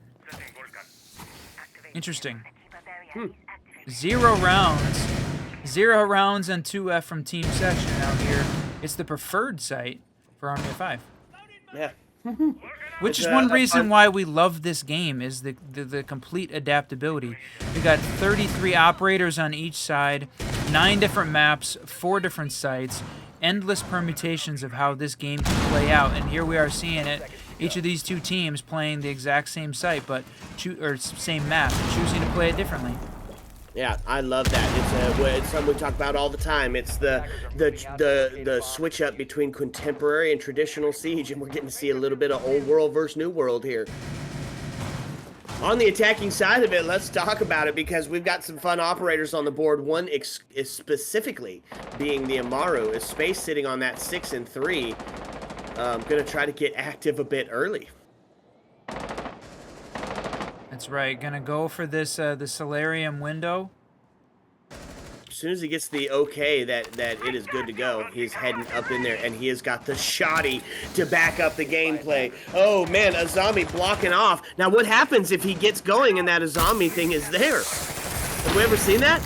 Flash no, comes we out, haven't. takes the shotgun through the window, but is going to get traded out as Azami's going to get himself back down. What a freaking play. Oh. Azami getting killed on the backside. Now body bounce tipped back in favor of Team Sesh as they're looking to put themselves on match point here and end this one early. Now into a 3v1, a 3v2. Dexy on the Vector claiming the dome piece of Badger. Oh my lord, it's a low health versus full health scenario. And that's going to do it as he's going to go into the...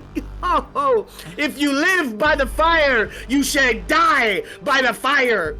And Dexy was the sacrifice. Army of Five going to take a timeout after that one because, folks, it's a match point scenario just like that. And I can't believe we're already here.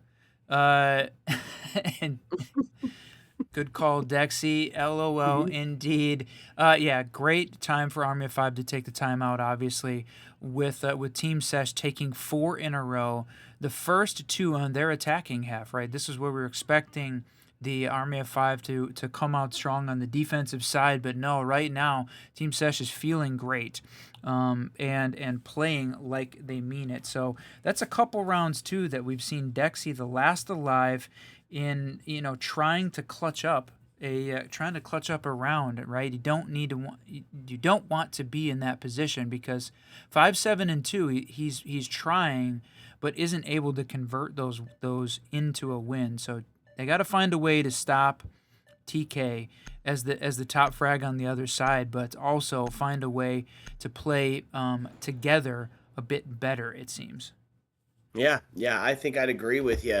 But are we in a point where it's too little too late? Team Sesh has got the momentum rolling in their favor. This Army of Five team, we have seen them be incredible, right? These players on both sides of the team are just super high caliber. That's the problem, right? Even if you've got the gunners on your team, well, this is T2, my friends. They're going to be gunners on every team. Yeah, indeed. And so the question is, what is the timeout buff? Are we actually going to see it happen here or not? So on the last games, we were 50-50. Normally, we say the stats say when your team takes a timeout, they've got a high chance, a high probability of winning the following round. And we saw that play out with one team winning it and one team losing it in the last 2 timeouts we've had during this E2 open qualifier. So I like the Azami setup here in Library. No kidding. A veritable maze to try to circumnavigate to get that top floor control. Rough. Gonna couple of that with the Frost and the Thorn is a potential here for some really disastrous gameplay should a mistake be made. That 1F play is Ace gonna start to send in the drones, get a little looky-loo from underneath. Oh. Thought he might have spotted something out, and he did. Thorn's sitting back there in the blue corridor. Oh! Man, and that's tough. Now, Valkyrie gonna be relegated to her own cams. As the body balance tips in favor of Team Sesh here. Azami taking a bit of damage, but able to WASD away and preserve her life. Live to fight another day. Look at this drone they've got in stock. They clearly know exactly where Mira is. Look at that. Not a position where you can really pre-fire, except for now. He said, okay, she moved off. Go ahead and move up. Now, Ace is after that movement in a better position to take this gunfight on, and he is going to do it. And now, in a 2v4, in a 2v3, is Poji going to take one? Matt going to take out Dexy, and it's all resting on the shoulders of Poji as the plan is starting to go down. The shots are going to ring out, and it's going to favor Team Sesh as the Rainbow Six Siege gods have dubbed them victorious. Wow. Wow. What? How indeed. What a round there from TeamSesh. They had one of the things I think, we saw 11-4-2 to take that.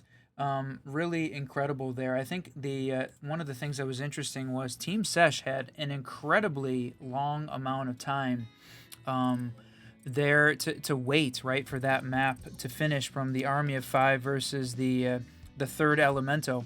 And I wonder, it seemed like Army of Five was coming in with a bit of momentum, right? They won their previous game, but it was obviously significantly longer wait time. So we had a ton of time waiting to go to this next game to see who was going to play TeamSesh. I mean, they had like 20 minutes, maybe 25 minutes of waiting time there, which was plenty of time to talk strategy. Of course, you don't know what the map is. Map bans take place right before the match happens, after the two teams are identified. But still, plenty of time to take a break, get relaxed. In our case, you'd grab a drink. I don't know that they do that for competition Siege, but definitely a bit of the time factor there. We're thinking maybe the constant gameplay was going to carry some momentum for Army of Five, but clearly not. They made that one look easy, taking it down. What was that, 7-2?